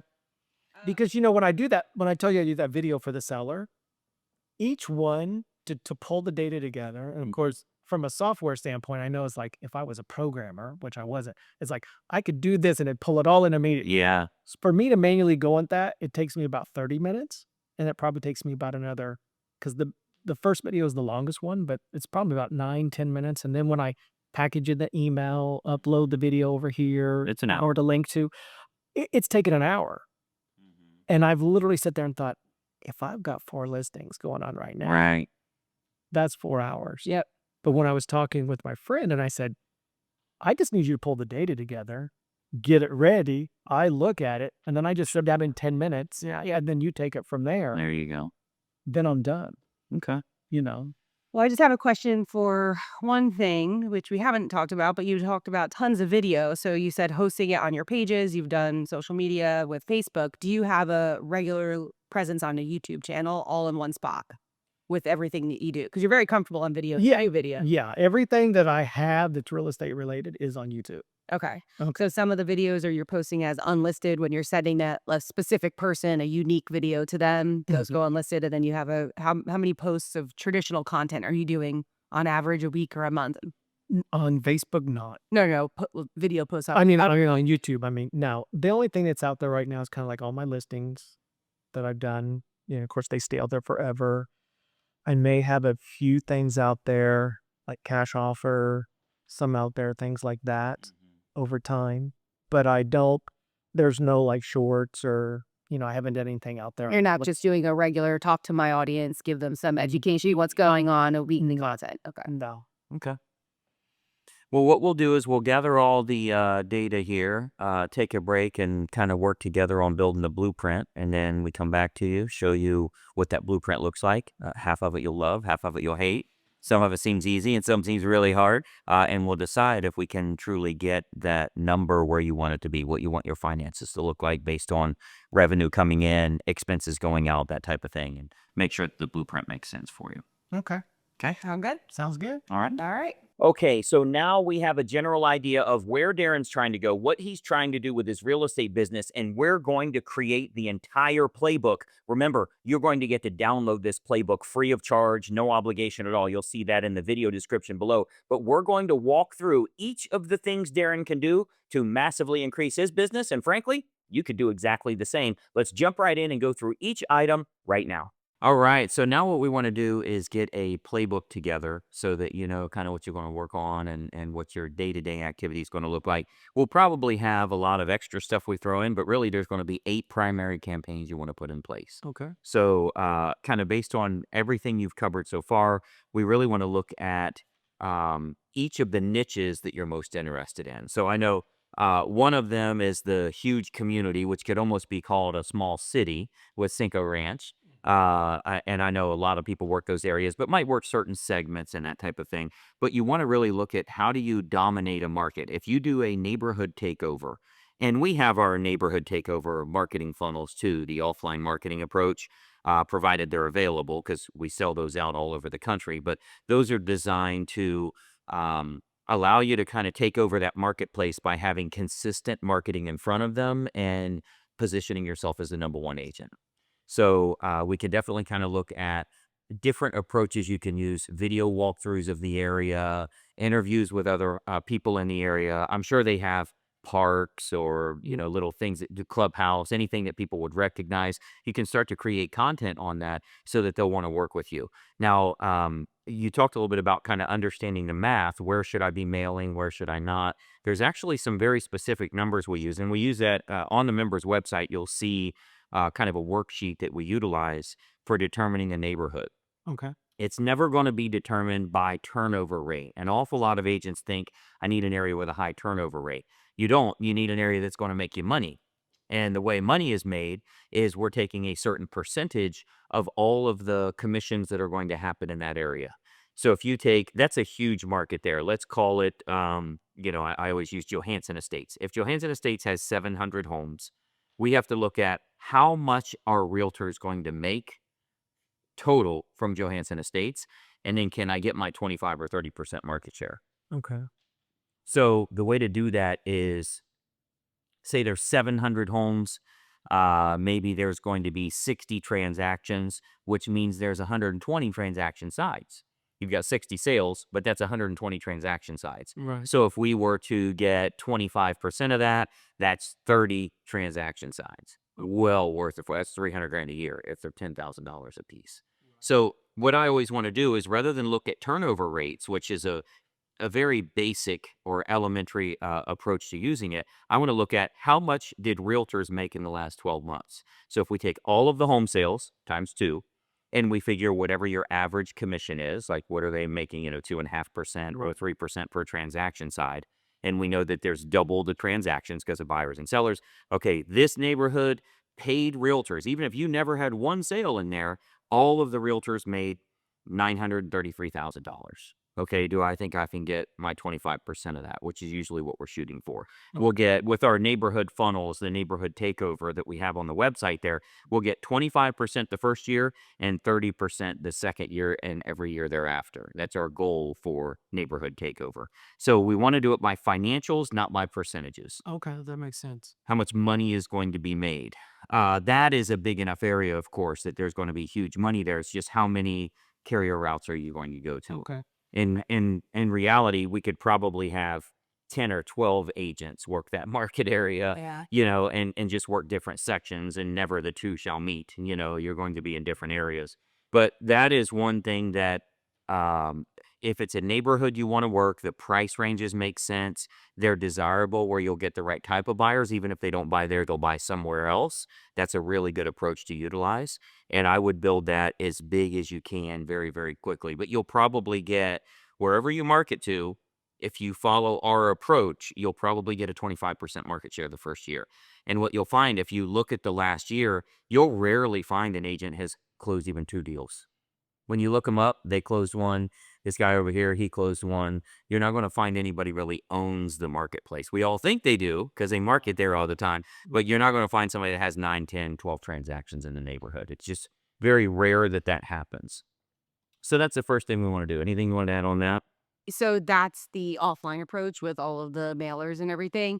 With you having the YouTube channel that right now you've had dedicated offers, you could start doing a whole playlist just dedicated to Cinco Rigs and content about what's coming up in the area. And right now we're going into the fall. What fall happenings is going on in the area, the latest and greatest. You said the high school is the big play there, the 7 high schools, I think you said. Yeah, So combined. yeah, or what's that content, about high school life and the high level education in the school systems that they're getting there. So anything that is attracting people to that is you want to hit their hot buttons with that as content so that your content that's something regular that they can watch, especially if you're putting these mail campaigns together. One of those pieces is a newsletter.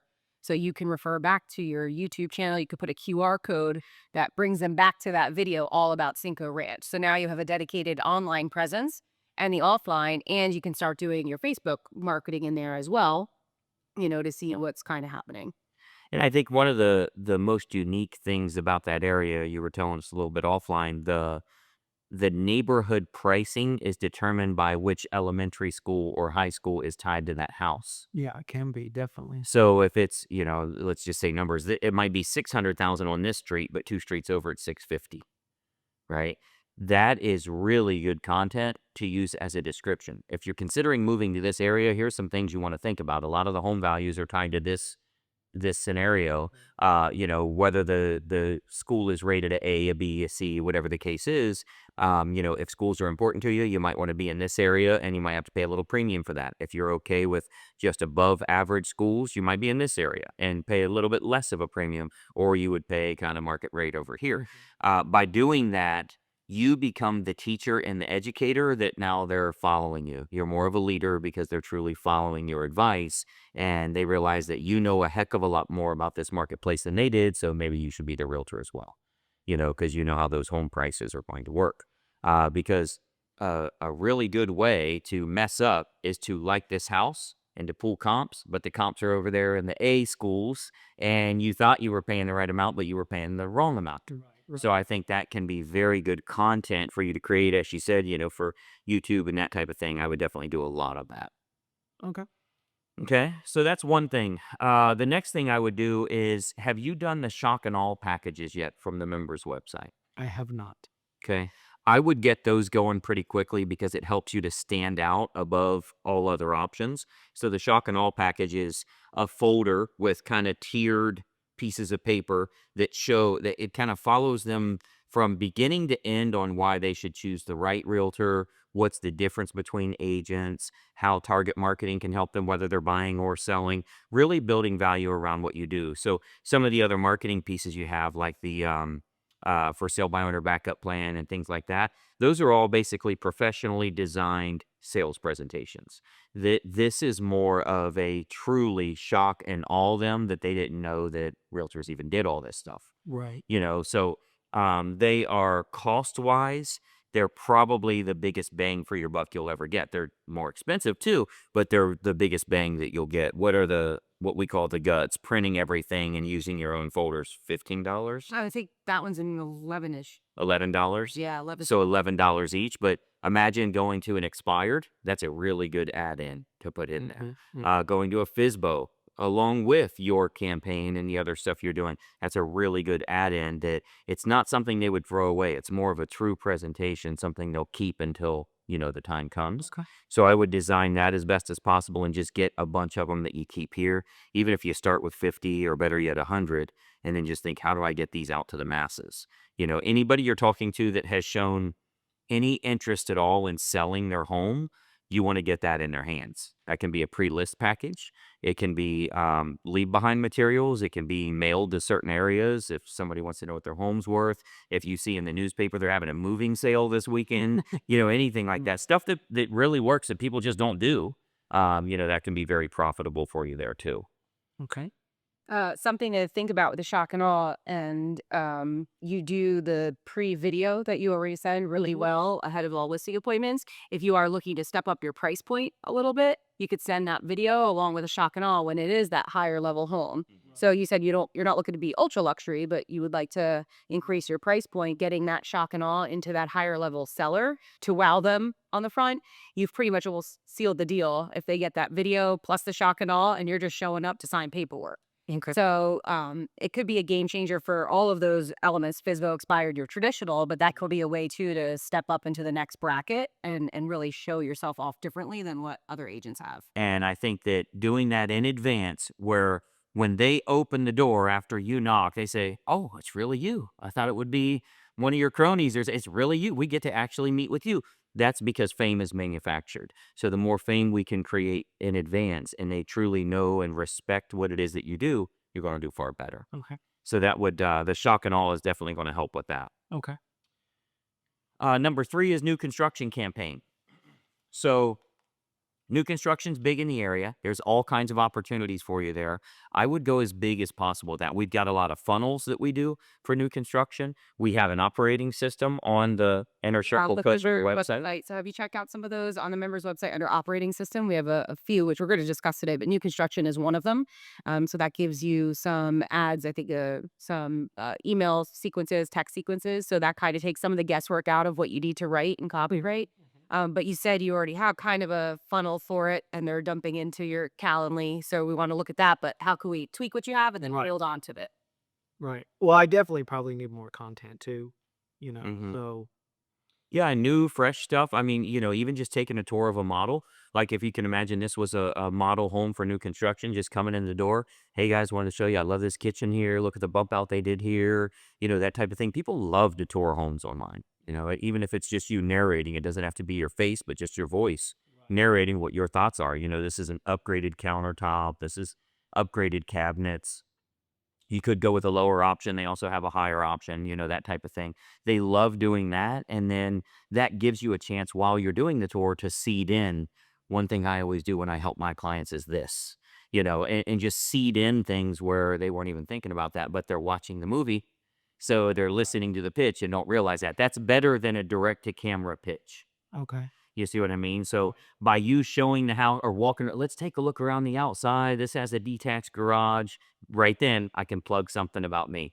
One good benefit when you're working with a realtor that's helping you on the new build side is this, but you've plugged that in while they're watching and waiting to get to that garage. Right. So, that will definitely help you there and just get a lot more people following you and know you, like you, and trust you, which is building your sphere. So instead of 80, we've got 8,000, and they're just getting continuous content that's helpful from you.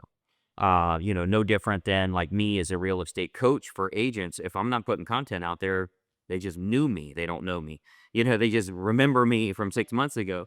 So you got to be in front of them all the time. And when the time's right for them, they're ready to get that desired result. They go with you.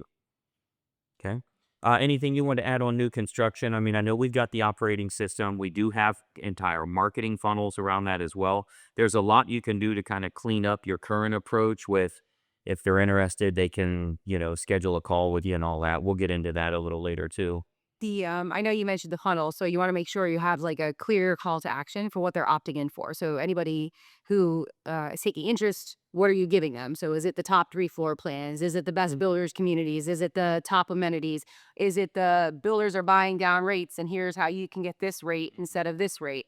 So you want to create those items. So a place that, we don't give this out to the clients, but you can go do research, and you've probably heard us talk about is New Home Source. Was it newsource.com? Yeah. So that you can go and see, okay, if I type in Houston or some of these other pockets, what are the builders offering? And then you can lean on all the resources they're providing and then create your own info packages. So that way, when somebody's opting in, they're getting, again, something strong, and making sure when they opt in, maybe get on demand that PDF or the download where you've captured them, but they're not waiting. So they get instant access or immediate access to the top floor plans. So that's number 3. Number 4 would be an expired campaign. And I would go as big as possible on an expired campaign because there are a lot more of them now. A lot of people aren't pricing their home correctly. Sellers still think it's COVID times that they can get, $7 million over appraised value and all of that. But the deeper you can go with that, the better you'll do. My old school archaic approach used to be 5 expireds today. I would take my 3-part mailing series, and if it's 123 Main Street, I'll address it 123 Main Street. Number 2, 123 Main Street. Number 3, 123 Main Street. I would do all 3 of them now. I put this in next Monday's folder and the other one in next Monday's folder. Then Tuesday, I have those 5. I'll address all 3 marketing pieces for that seller, and then I would put it in next Monday's folder and next Monday's folder, and then just mail it out today. So what I did was I would mail them the day they expired, and then every Monday I had a whole stack of them from the following week that's either on number 2 or number 3 that we're sending that out. That's a very old school way of doing it, and frankly, you should go a lot deeper than that now. 15, 16, 17 different mailers. The bigger you go with that, the thing is, how do I manage that? Can I get a notification pop up that says, this needs to print today? This needs to go out today. But the bigger you can go with that, the more contacts we have, the more approaches we can use to get them interested in moving again, the better we're going to do. Okay. They are not going to relist with you. I stress with people all the time. They're not just choosing a new agent to list. They don't relist at all. If you look at expireds from 3 months ago, 10% of them relisted at all. And the reason for that is their original plans fell out over that first 6-month period. So you have to get them to fall in love with buying another home before you can get them to fall in love with selling their current one. So if they were in contract on a new build and they were listed with Remax or Keller Williams or Century 21, whoever they were with, that home didn't sell, they lost their new build. So their theory is, well, it just didn't work out. Timing was bad. We'll stand here.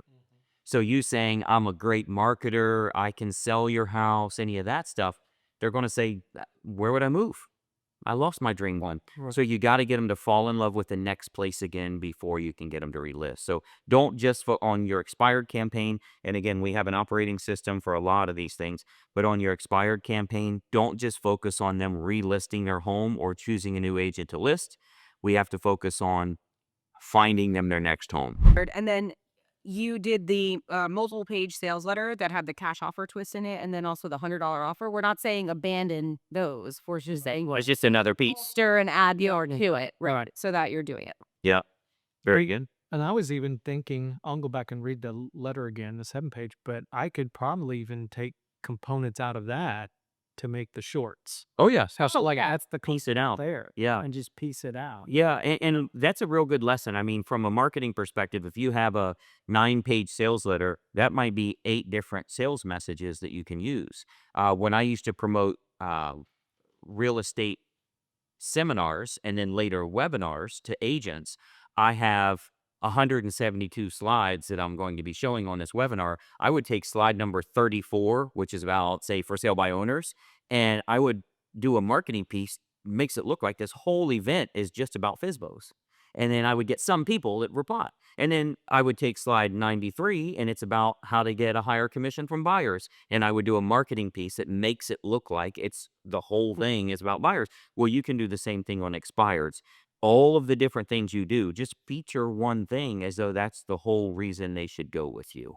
And do that marketing piece on that one thing. Here's what target marketing is. Here's what the weekly video update, including all comps, is. Here's what national exposure does. You know, all of those different things, it can be the only piece that you use. And then to find out more or to see the whole story or whatever, send them to the next thing. Okay? Makes sense. Number 5, this is a big one. I really think you're in a perfect market for this as well, the investor campaign. If you do want to work with investors, and obviously I made a ton of money working with investors for years and years. I used to go around and do seminars all over the country to get real estate investors that wanted to buy homes. We're talking about real investors, meaning they have money to invest, not ideas to invest. Not the no money down, A to B closing, B to C closing. I'll use hard money to do. No, cash money is what we want. Real investors. And as stock markets start to get shaky, a lot of times they'll pull out completely and they'll go into safer investments. Frankly, a lot of the hedge funds are buying real estate now. Instead of buying stocks, they're buying real estate by the billions or trillions of dollars. So the investor campaign can be very profitable for you. I think you'll do far better with people outside of Houston to buy inside of Houston. Right. And we'll usually do high dollar areas where it doesn't make sense for them to invest in their own area. If the average in California or Connecticut or whatever, if it's a $3 million average home, they can't rent that thing out. It's not going to make sense. So they'll want to have a portfolio here. Well, the next thing that they worry about is who's going to handle it. And what if the hot water tank blows up? And what if the tenant doesn't reply? And then I got to go to court and well, the more we can demonstrate to them in a video playlist, all of the things you do, where it almost feels like the only thing you focus on is helping people to get rich in real estate, the investor approach and get the cash flow they need. A lot of that will be damaging admissions. So listen, if you have a net worth of under $50,000, I really can't help you. That's only a down payment on the house. However, if you do have at least this, I can help you. And here's the 5 things I want you to learn today. So you can start to negate people you don't want to work with, which will make those that are a perfect fit listen up more. Right. That can be very profitable for you, and I do think you're in a great area to do that. My policy was, and a lot of the agents that I've coached, our policy was always, if you're not looking to acquire at least 3 homes, we're not working with you. I want somebody that wants a portfolio of homes because it's not worth the marketing, the work, and the effort of education for one home sale. If they're just looking to get one rental property, it'd be kind of cool. And then in 20 years, we want to pay for our kids' college with that. I'm not the guy. But if they want to do 3 or more and at least start that way, those are the type of people we want. They get a portfolio. You can start to leverage that portfolio. That's definitely a good way to go. So I would build that as big as you can. Again, same thing, video playlist, have a shock and awe package of some sort for them where they could request that information. Every client you work with, and we'll be talking about this on a later one here too, every client you work with, you need to be getting testimonials because you can show those testimonials to prospects in the future. But that can be very good. The investor campaign should, I would always do a liquid net worth of $1 million or more. And again, it's your program. You decide what you want. Right. But you want to focus on people with a liquid net worth of $1 million or more. Not that they need to invest that much, but at least they have that much. Kind of like if you were opening a McDonald's, they require you have at least $2 million net worth or whatever. I think that's good to do so that you're talking to the right prospect to begin with, not the guy that saw the late night TV show of No Money Down, Right. which got me in the business incidentally. I don't know if you remember Carlton Sheets. Yeah. When he was in existence and all over the internet, or all over TV before the internet. But that can be very profitable for you. And then if you go through our investor training on the members website, we talk a lot about we've created a profit package. When we find the perfect house, we'll create a profit package on them. Here's what the numbers look like. Here's the comps. Here's everything else. And then we send it to all of the investors at once. So they can then get on our investor list just to receive the profit packages and check them out. They won't ever bother them. They can let us know if they're interested, but at least they can see what's going out to the group. And then it's first come, first serve. If you want it, you fill out the contract we've already included, and then they can buy that property. Did you say you did our investor training, or you just had our investor video that you did with collaboration with Grant? I did both. You did both, so you do have access to that. Yeah. So I would definitely make the time to go back through that and see what you could pull out as far as the items that can be used for call to action, what they can download, the things that you can get in the mail, taking some of that out and creating the own version of the shock and awe package, as he just mentioned, taking some from that training out to kind of not fully have to reinvent the wheel, but put a new spin on it. And then also a big thing too is if they're out of state, the fear of having to manage it in state. So make sure you have people who interview. Yeah, who's your dream team that you can make those people feel comfortable that rental is going to be managed, so that it's hands off for them. Well, it's almost, you mentioned, your neighbors next door. If I went door to door and I just knocked on the door, hey, have you guys ever thought about buying investment real estate? I'd be happy to come in and check it out. Those people, even if they did let me in, which nobody's going to do that, but they would never take their eyes off of me. Is this guy safe? Is it okay? Do I trust him? Whereas if you went and knocked on that door, they know who you are. They'd be like, yeah, man, come on in, have a seat. I'm going to run the restroom. You need anything? Help yourself in the fridge. It's a lot more comfortable. You want to do that with people nationwide with the investor program, and that only happens by them consuming a lot of content from you before there's a pitch. So the problem is, the pitch that you and I created together, if we're sending that to people cold, it's the same as me going over and knocking on your neighbor's door. Who is this guy? Can I trust this person? There hasn't been enough information consumed yet. So part of the number one thing for working with investors is you have to build trust. They're rich, which means they have a huge target on their back. They don't trust people very closely at all, or very much at all. So your goal is to build trust with them, and that's going to come from consuming a whole lot of info, receiving an information package, seeing testimonials from other people, and maybe getting all that before they get the pitch. Because if you give them the video pitch right up front, here's what we do and how I can help you. Call me if you're interested. They're like, I just met you 2 minutes ago. So we have to really build on that. And that's what that initial content is going to do for you, where they consume online and offline. They can consume all of that information. So that will, again, that's greasing the slide, as we were talking about, where they're not getting sticky. If you've ever had the sweaty legs and try to go down the slides and you're squeaking down, that's kind of what we're pushing in this sales message, that they're like, I don't even know if I can trust this person yet. So you got to get them to know you, like you, and trust you first, and then you can approach them much easier with an offer that makes sense. So that's essentially what we're going to do on the investor side, which kind of leads into number 6. Number 6 is getting testimonials. Even if you have to go back to some of the old ones, you should get testimonials. And I'll tell you how well it works. With Nicole and I traveling around as much as we do, we'll just look online to find food in the area near the hotel that we're staying at. And I don't know the difference, so I have to look at reviews, right? And there was one that we went to last night. They had 1,700 reviews, all positive, and all the others were 150, 200. And I'm like, no brainer, let's go. So we go, and food was great, by the way, but they bring over the little credit card machine, and they just leave it there. It's red, but then once you've paid, it's green, so they know you can leave, but they just leave it there. So I put my credit card in, I chose the tip, I accepted it, and it said, you're done, pull your card out, it turned green. And then it said, one last thing, how would you rate the event today, the service today, 1 through 5 stars? And I just clicked 5 stars. Guess what changed on the internet for them instantly?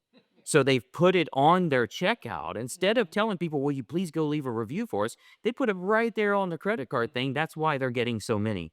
But you then become a trusted source, and you get more people coming to your event. So that's essentially what you're trying to do. Is you're gathering testimonials. You really want to start looking at trying to get everybody you can and thinking about different types of testimonials. So back when we did a lot of newspapers, this was decades ago, of course, but when we did a lot of newspapers, I had one page that worked really well. It said what a standing ovation looks like on paper. and it was just tons of testimonials about Greg Luther as a real estate agent. And it said what a standing ovation looks like on paper. Well, what I had to do, I got a ton of testimonials, so I had to go through and I'm like, I want one for someone that's getting a divorce. I want one for one that's probate. I want one for a relocation. I want one that's a first time buyer. I want one that had worked with other agents and they failed.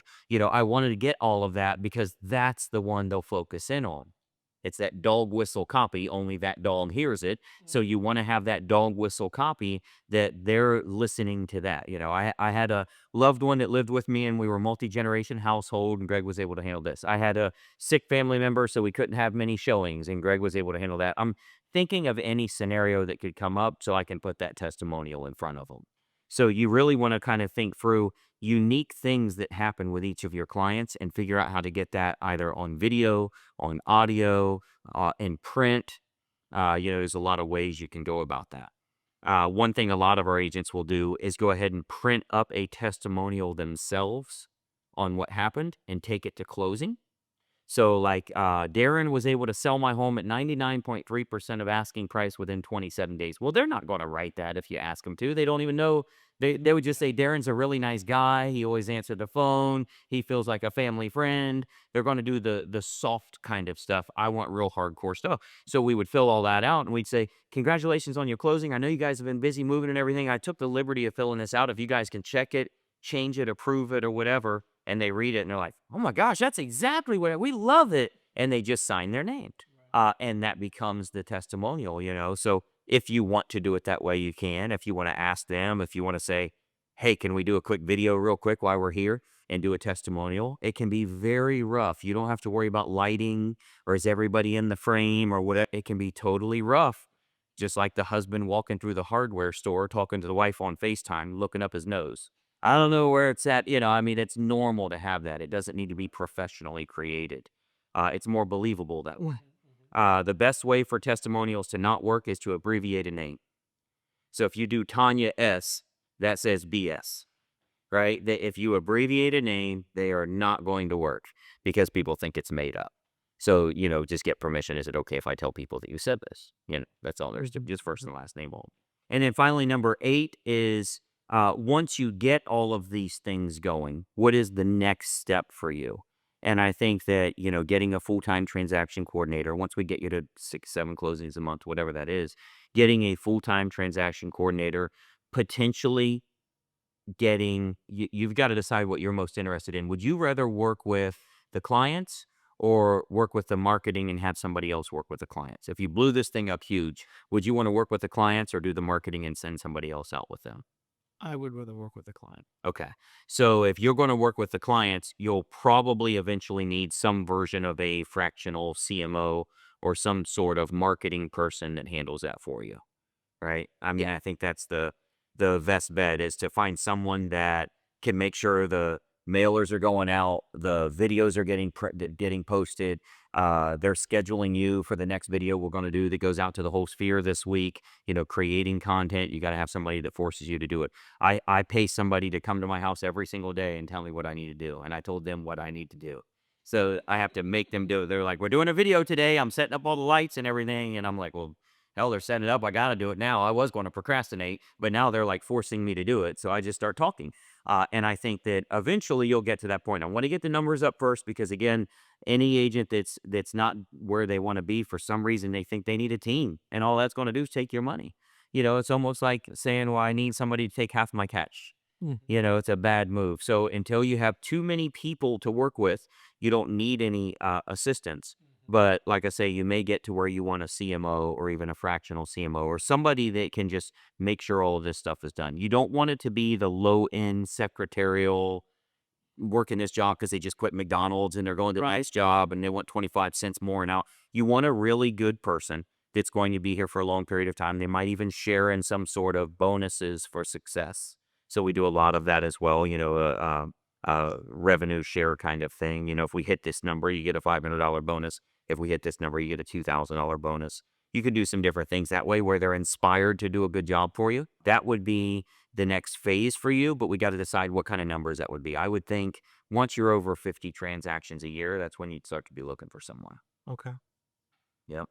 But that's what I would get in place. I mean, I know that's a lot of stuff, But if you get all 8 of those things going, I would look closer to 6 or 7 closings a month on a consistent basis. I mean, you'd be 70, I would say 70 to 90 closings a year just from that stuff, provided you do go big enough with it and you are consistent with it. You will, it's marketing. We're wrong more than we're right. So if you mail 4 times, one of them worked, 3 didn't, or 2 worked, 2 didn't, that's a very normal thing. You can't get emotionally charged by that in any way. What we always do is look at annual results. So, like that neighborhood funnel is an example where you're doing a neighborhood takeover.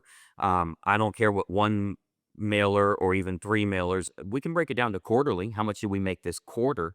But the bigger you can go for number you're sending and how far out you're measuring, the more those numbers look really, really good. Because you might have a $40,000 month and then a 0 month. And the way I do the math on that's we're averaging 20,000 a month.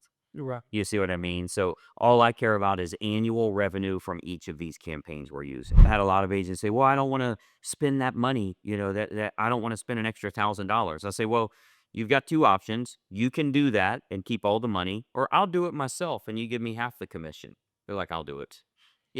Like if I'm willing to do it for half the money that you would make, you should be willing to do it for all the money you will make. I'd pay me a referral fee if you want, but it's because you don't believe in your marketing. The reason you don't do these things is you're afraid it may not work, which means you don't believe in what you do. If you're walking across a tightrope, you better believe you're the best there is. If you're worried that you're going to fall, you will fall. Mhm. And the same is true here. You have to have that supreme confidence in your marketing campaign, the offer that you put out to the public, that it is superior to what other agents offer, and they are going to go with you. Otherwise, you shouldn't be marketing at all. You're a commodity. You're going to work with the people that know you, like you, and trust you, and that's it. If you're trying to really build a business around marketing, it has to be something superior. So those are the 8 things that we have. You got to remember that you are going to fail a lot. If you call FISBOs today, you're going to fail. If you call expireds, you're going to fail. Babe Ruth had more strikeouts than home runs. Mhm. Reggie Jackson did too. Jose Canseco did too. There's going to be more missed shots than there are made shots. That's true for Michael Jordan. He missed more than he made. He couldn't even get to half. He's Michael Jordan. Kobe Bryant's the same way, but you can't be afraid I'm going to miss. Be guaranteed that you're going to miss. You should guarantee yourself you're going to fail a lot. That's part of it. You're going to do some of this stuff and it won't work a lot. It's not going to be once. It's going to be all the time. But as long as we keep swinging, I mean, I've always said, if you and I go to the batting cage today, I want you to record all 20 of my swings. We're only going to keep those 2. The 2 good ones. That's my highlight reel. The other 18, and where I'm gasping for air because I can't swing a bat 20 times, we're only keeping those 2 because I'm going to have 18 strikes and 2 home runs. And that's how you have to look at your marketing as well. I mean, you are going to, it's not a fear of, just be guaranteed that you will, but we're going to win a lot too. Mhm. And I think once you get that mindset, going out on appointments starts to become more of a game for you. We got a lot of the coaching calls on the member site there where we talk about trying to get in the pocket as quickly as you can, get in the pocket and sit there as long as you can and just be comfortable being uncomfortable. The more you can do that, the longer you can be patient and just keep giving value, the better the outcome is going to be in the end. So, but I do think these 8 things will make a huge difference for you. Really, 7 is all you're going to do right now because we're not building a team till later, Right. that 8th item. So the first 7 are really going to be the biggest. And I mean, realistically, there's no such thing as an earnings claim in real estate, but with where you're at right now, you should at least triple what you're doing. So, I would say 600,000 and more over the next 12 months would be your goal.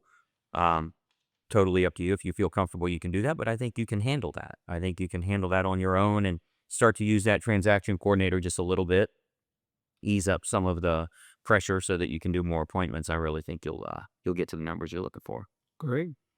Okay. Anything else from you? I don't think so. All right. Well, I That's it. at church Sunday, I wrote in the front of my Bible when I was in college. I remember it, and I wrote across the top, and I hadn't, you always look inside the cover, but I looked in this Sunday, and it said, "I, how do you say it? I do what I can do, and God will do what I can't." Mm-hmm. And I'm sitting there looking at this, listening to this. I can do these things. I'll let Him take care of sin in the night. That's God, not mine. Put it out to the universe. So Yeah. You put it out there, and the rest happens for you. But I know if I don't put it out there, Mm-hmm. nobody knows I'm here. Yeah, got it. And I think that's why so many realtors fail Yeah, and they're out of business in 2 years. that's it. And I've always said these rescues are a two-way street. I've done my part. Now it's your job to do it, and you get the money. Awesome. Okay. All right, man. Well, you got to report back to us. Let us know how it goes. Will do. Thank you, sir. Just glad I'm not fired. That's right. Not yet. Finished meeting up with Greg and Nicole, and let me tell you, I am feeling pumped. Some of these things that I know, but when you're sitting there with somebody and you're able to talk it through and you hear yourself saying these things, it takes it to another level. It's like relearning and relearning and relearning. And then sometimes you just have to kind of hit yourself in the head and say, you know what? Why haven't I been doing this? And know when you got somebody like Greg and Nicole behind you that have literally put people in the position that I want to be in, I tell you, this is an opportunity that I'm so grateful for, and I'm waiting for big things to happen. My biggest wow moment, or where the light bulb really came on, when we were talking about the neighborhood takeovers, and I always looked at it like he said, what was the turnover rate? But he said, it's not really about the turnover rate, it's about the financials. And when he laid that out so clearly, I was like, if I would have known that 3 years ago, I'd probably own 4 neighborhoods by now. So that was a totally wow moment for me. And then probably the second most important thing, which was kind of more overarching, was I'm going to fail. I am going to fail. Whether I like to or not, some things just may not work in certain areas. Some things may just not work at a certain time. But if they've been proven to work in the past, at some point they will work. So I'm prepared for failure now, but I know there's going to be more success than the defeats that we have from it. And that's what I'm looking forward to. If there's anybody out there thinking, oh, I don't need a coach, I've been in the business for years. Let me tell you, folks, I came from software, the software industry. And let me tell you, that's very competitive. And when I would meet with clients there, it took time to build that trust relationship and understand how I needed to promote the product. Well, people will say sales is sales. And that's true. If you can sell one thing, you can sell another. But marketing is a total different game changer right there. Marketing yourself or the property that you're selling for your client, that literally takes it to a different level. That was something that I didn't learn in my past experiences. Yeah, could I sell multi-million-dollar systems and help do implementations from the software world? Yeah, I did that all the time. But then when I get over to real estate, I'm like, wait a minute, how do I market that property? How do I market myself in order to attract the type of business that I want? Greg has been in this for years. I won't say how old he is because he doesn't really tell anybody himself. But from that standpoint, he's done it. He's been there. He's got proven results. And the only thing I can say is I wish I found him sooner. And I wish I had the opportunity to have this one-on-one with him sooner also. So when I talk to you again in 6 months, a year, 2 years from now, I'm looking forward to telling you how all these things work when I sit down with Greg.